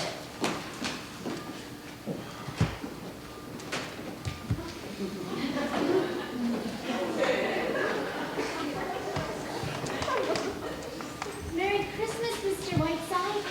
Oh, Merry Christmas, Miss Stanley. I'm afraid I shouldn't be seen talking to you. My brother is very angry, but I couldn't resist asking, did you like my Christmas present? I'm sorry, Miss Stanley. I haven't opened your present. I haven't opened any of my presents yet. Oh, and I was so anxious to... It's right here, Mr. Whiteside. Won't you open it now? I appreciate you thinking of me, Miss Stanley. This is very thoughtful of you.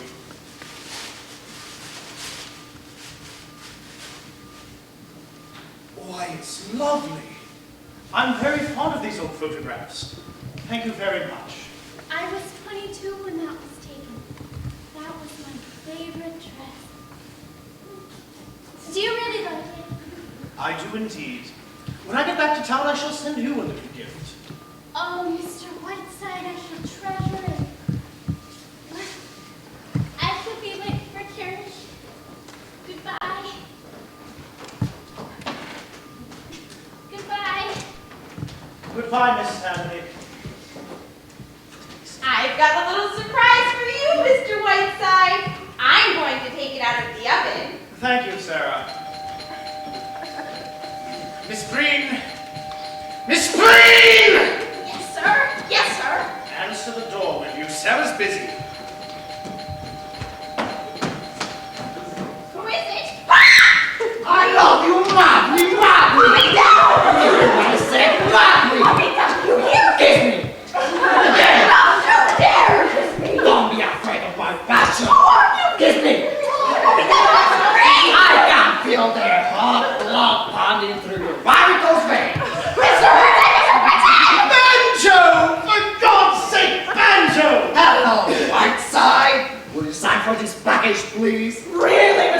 Whiteside! Put that woman down. She's my nurse, you mental delinquent. Come to my room. In half an hour. I'll bring some rye bread. Really, Mr. Whiteside? Whiteside, I'm here to spend Christmas with you. Give me a kiss. Get away from me, you reform school fugitive. How did you get out here? John Wayne loaned me his reindeer. Whiteside, we finished shooting the picture yesterday, and I brought you a wonderful Christmas present. This brassiere was once worn by Lana Turner. Listen, you idiot. How long can you stay? Just long enough to take it back. I'm on my way to Nova Scotia. Where's Maggie? Nova Scotia? What are you going to Nova Scotia for? I'm sick of Hollywood, and there's a name in New York I don't want to see. So I figure I'd go to Nova Scotia and get some spots somewhere. Where the hell's Maggie? What's the matter with you? I want to see her. Where is she? Andrew, I'm glad you're here. I'm furious at Maggie. What's the matter? Say, what is this? I thought you were wrong. Oh, I've been all right for weeks, but that's not the point. I'm furious at her. She turned on me like a viper. What are you talking about? I didn't believe for a moment that she was really in love with him. In love with who? I just got here, remember? Go, I'm telling you, you Hollywood nitwit. A newspaper man here in town. Maggie finally fell. Well, what do you know? And what kind of a guy is he? Oh, shut up and listen, will you? Well, go on. What happened? Well, the Ray and Sheridan happened to come out here and pay me a visit. Old hotbags here? Now, listen. This young man, he's written a play. You can guess the rest. They're on their way this afternoon to Lake Placid to rewrite. So there you have it. Maggie's in there now crying her eyes out. Gee. Say, wait a minute. What do you mean Lorraine Sheldon happened to come out here? I smell a rat, Jerry. A rat with a beard. All right, all right. I did it for Maggie because I thought it was best for her. Oh, sure. You haven't thought of yourself in years. Gee, poor kid. Can I go in and talk to her? No, Pancho, leave her alone. Anyway, I could help Jerry. Where does this guy live? This guy she likes. Can we get hold of him? Now, wait a minute, Banjo. We don't want any phony warrants or you pretending to be J. Edgar Hoover. I've been through all that with you before. I got Lorraine out here, now I have to get rid of her. It's got to be good, Jerry. Lawrence no dope. Now there must be something that will get her out of here like a bag out of hell. Say, I think I've got it. That fellow she's so crazy about over in England. What's his name again? Lord Fanny or whatever it is. Bottomley! That's it, Bottomley! No, Pancho, no. No, wait a minute. You don't catch on. We sent Lorraine a cablegram from Lord Bottomley. I catch on, Pancho. Lorraine caught on. It's been tried. Oh, I told you she was so dope. Well, we've got a tough proposition on your hands. Trouble is that there's so damn little time. Get out of my chair! Go to Lake Placid this afternoon. Oh, damn! The trouble is I've done this job too well. Hell damnation! We'll think of something, Jerry. You watch. We'll get Lorraine out of here if I have to do it one piece at a time. Merry Christmas, Mr. Whiteside. Excuse me, but I've got something for you.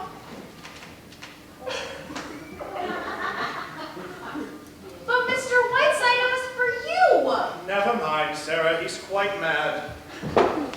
Come, Petrushka. We shall dance. We shall dance of all St. Petersburg is aflame with our passion. Bam, bam, bam, bam, bam. Just give him some breakfast, Sarah. He's harmless. And just what does this mean? It means, Mr. Whiteside, that I am leaving. My address is on the desk inside. You can send me a check. You realize, Miss Preen, that this is completely unprofessional. I do indeed. I'm not only walking out on this case, Mr. Whiteside, but I'm leaving the entire nursing profession. I became a nurse because all my life, ever since I was a little girl, I had a dream of serving a suffering humanity. After 1 month with you, Mr. Whiteside, I am going to work in a munitions factory. From now on, anything that I can do to help exterminate the human race will fill me with the greatest pleasure. If Florence Nightingale had ever nursed you, Mr. Whiteside, she would have married Jack the Ripper instead of founding the Red Cross. Good day! We brought June back! Thank goodness! Thank goodness! June! Thank God you're back! You're not married, are you? No, Mother, I'm not, and please don't be hysterical. June, if it had been anybody but that awful boy! Thank goodness you stopped it, Ernest. How did you do it? It's all right, June. Daisy, just take June upstairs. There's something I want to say to Mr. Whiteside. Well, what about Richard? Is there any news? It's all right, Daisy. All under control. Just take June upstairs. Father, haven't we had enough melodrama? I don't have to be taken upstairs. I can go upstairs. Merry Christmas, Mr. Whiteside. Come on, Mother, lock me in my room. You feel much better after you've had a hot bath, I know. Have you had anything to eat? I am pleased to inform you, sir, that your plans for my daughter have gone quite a trifle awry. She is not, nor will she ever be, married to that labor agitator that you so kindly picked out for her. As for my son, he has been apprehended in Toledo and will be brought home within the hour. Not having your gift for invective, sir, I cannot tell you what I think of your obnoxious interference in our affairs. But I have now arranged that you will interfere no longer.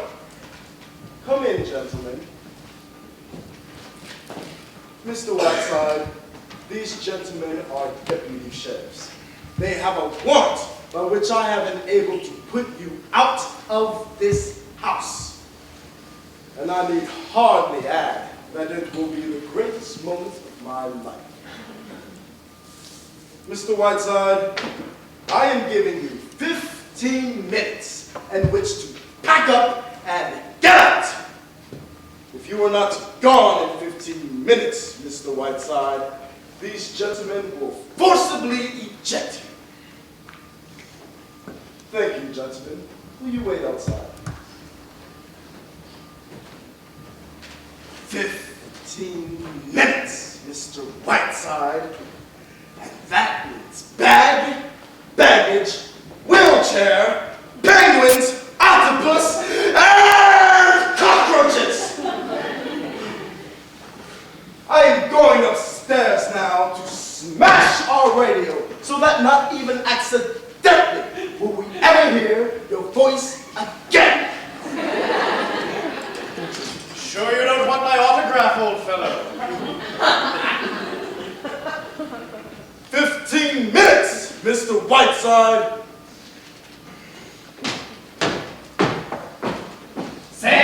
Say, Cook. Well, Whiteside, I didn't get an idea. Any news from the front? Yes, the enemy's at my rear and nibbling. Where did you say Maggie was? In there? It's no use, Banjo. She's taking the 1 o'clock train out. No kidding! You didn't tell me that. You mean she's quitting you? After all these years, she's really leaving? She is. That means you only got till 1 o'clock to do something. No, I had exactly 14 minutes in which to pull out of my hat the damnedest rabbit you've ever seen. What do you mean, 15 minutes? In 15 minutes, baby's rosy little body's being tossed into the snow. My host is sworn out a warrant and I'm being kicked out. What? I never heard of such a thing. What would he do a thing like that for? Never mind. The point is I have 15 minutes. Banjo, the master's growing a little desperate. What about laying your cards on the table with a ring? Now, Banjo, you know dream girl just as well as I. What do you think? You're right. Listen, Banjo, go in and talk to Maggie for a bit. I need to think. Say, If I knew where Ray was, I could get a car. I'd run her over. He would have heard that much. Please, I need to think. Pardon me, miss. Is this the YMCA? Is this your father? No, you idiot. Well, Mr. Whiteside, guess I didn't get very far. Any suggestions? I'm very sorry, Richard. Very sorry indeed. I wish I were in position to... Well, you're not in position. Thank you very much, officer. Here's a little something for you, though. Thank you, sir. Good day. Will you go upstairs, please, Richard?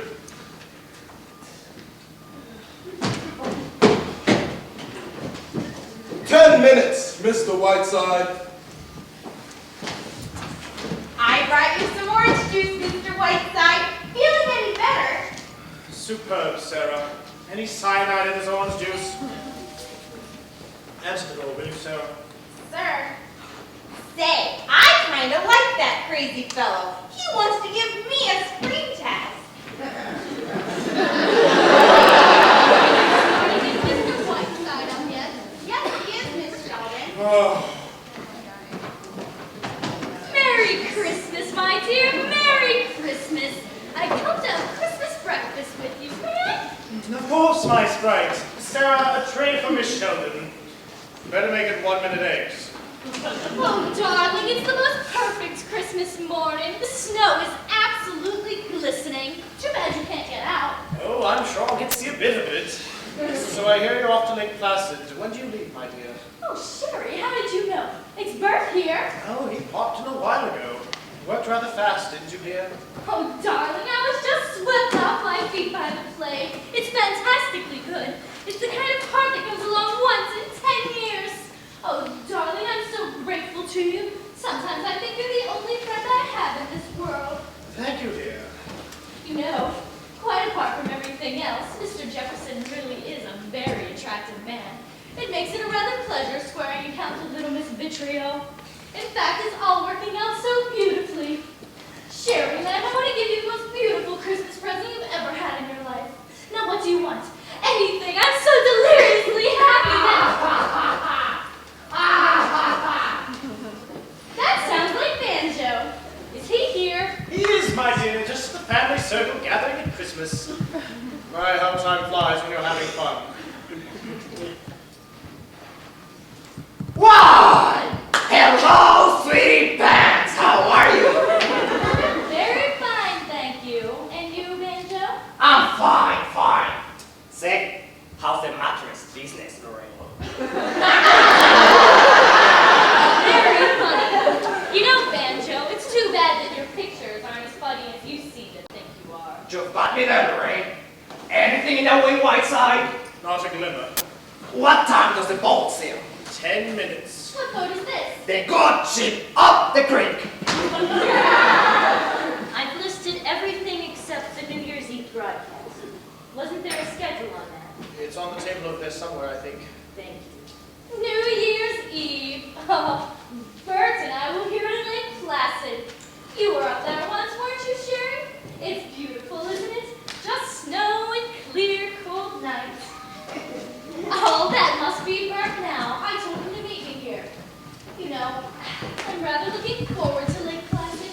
Bert's the kind of man that will do beautifully at all winter sports. Will he get time? Yes, sir. American Express. Okay, right in here. Careful. Oh, Sherry, what's this? Careful. All right, swing your end. Where do you want this put? Right there. Why, Mr. Whiteside, it's for you. Great God! If there's one thing I needed right now, it was an Egyptian mummy. Merry Christmas from God. He died of Egypt. What did you send him? Grandstone?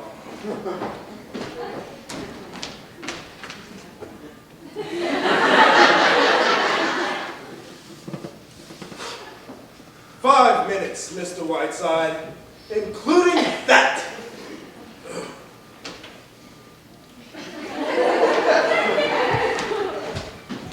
Hey, Sherry, who was that? time every few minutes. I pay it a small sum. But Sherry, what on earth for? I lost my watch! Mr. Whiteside! Oh, I see.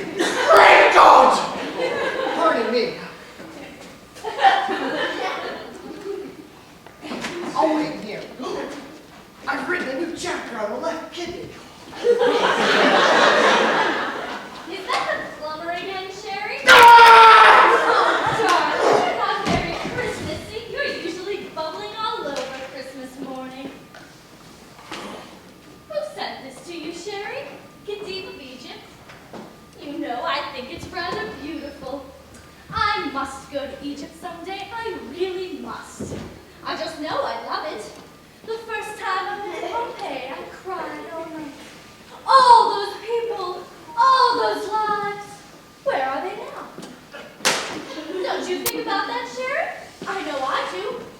Here was a woman, like myself, a woman who once lived and loved, full of the same passions, fears, jealousies, and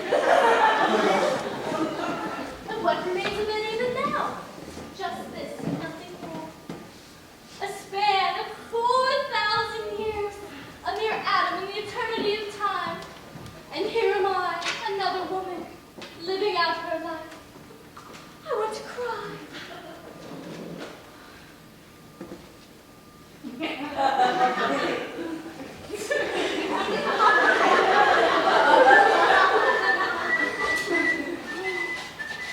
Oh, I mustn't leave this way. It's Christmas. It's Christmas. Reindeer, have you ever played St. Joe? Why, no, I haven't. What makes you ask? There was a strange expression on you as you stood in that case. There was an absolute halo about you. Why, Sherry, how sweet. It transcended any mortal expression that I've ever seen. Please step into it again, dear. Why, Sherry, you're joshing me, aren't you? My dear, I would not make head of such things. There was a strange beauty about you. I was deeply moved. It was pure Da Vinci. Please do it again, my dear. Well, I don't know what it was that I did, but...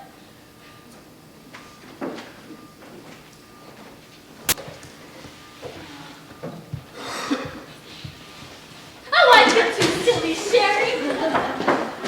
Reindeer, in that brief moment, you approached the epitome of your art, and you should not be ashamed of it.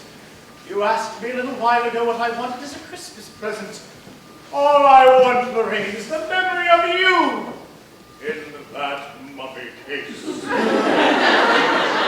darling, I'm all choked up.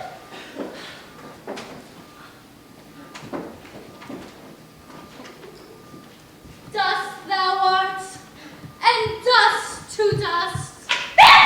Eureka! There's service for you! Is she all right in there? Sure, she can pretty see. I'll let her out as soon as we get on the plane. Say, what are you going to do now? How do we get these out of here? One step at a time. That's the next one. Think fast, Captain, think fast. I'll be right back, Doctor. Shall I file these letters? Do you want this picture? No, throw everything away. Oh, wait a minute. I do want that picture. Give it to me. The only thing I haven't done is to put these broadcasts in order. Do you want me to do that? Yes, do it right away, Maggie. It's very important. I'll see you before I go, Beth. I got it! What? I knew I'd seen this face before. Now I know how to get this out of here. What face? How? Time's up! The time is up, Mr. Whiteside. 15 minutes! Ah, yes, 15 minutes, Mr. Stanley. However, will you do me one small favor before I go? Would you call those officers in here and ask them to assist this gentleman down to the airport with this mummy case? Would you be good enough to do that, Mr. Stanley? I will do nothing of the kind. Oh, I think you will, Mr. Stanley. Or shall I inform my radio audience on my next broadcast that your sister, Harriet Stanley, is none other than the famous Harriet Stanley? who murdered her mother and father with an axe in Gloucester, Massachusetts 25 years ago. Come, Mr. Stanley, it's a very small favor to ask. Or would you rather have the good folks of Massalia repeating at your very doorstep that once popular little jingle? Harriet Sedley took an axe and gave her mother 40 whacks. And when the job was nicely done, she gave her father 40 wine. Come, Mr. Stanley, you must realize that I too am giving up something. It would make one hell of a broadcast. Well?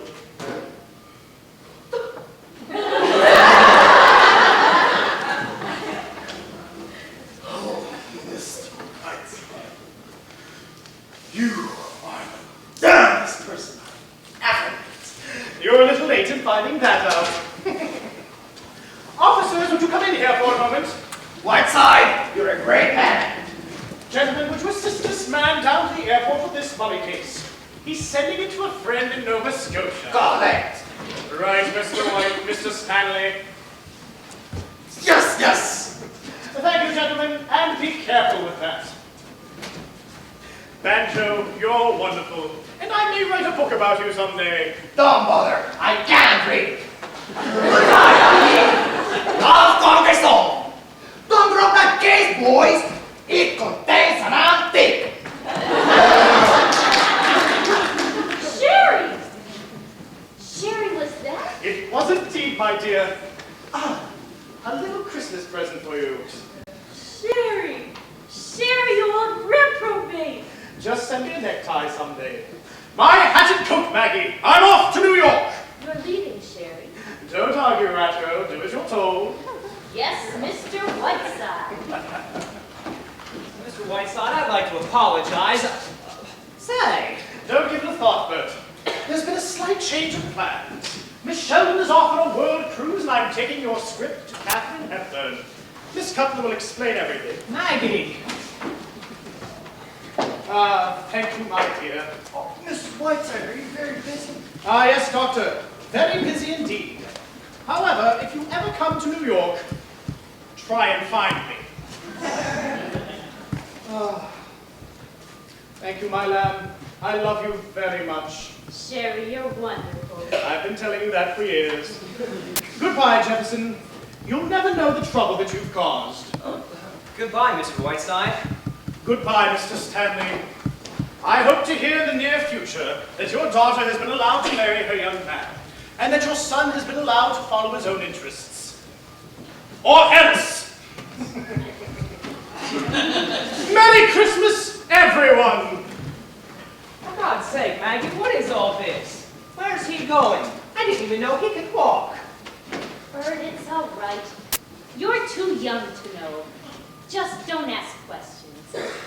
Oh, Ernest. Ernest, Richard's being very difficult. You have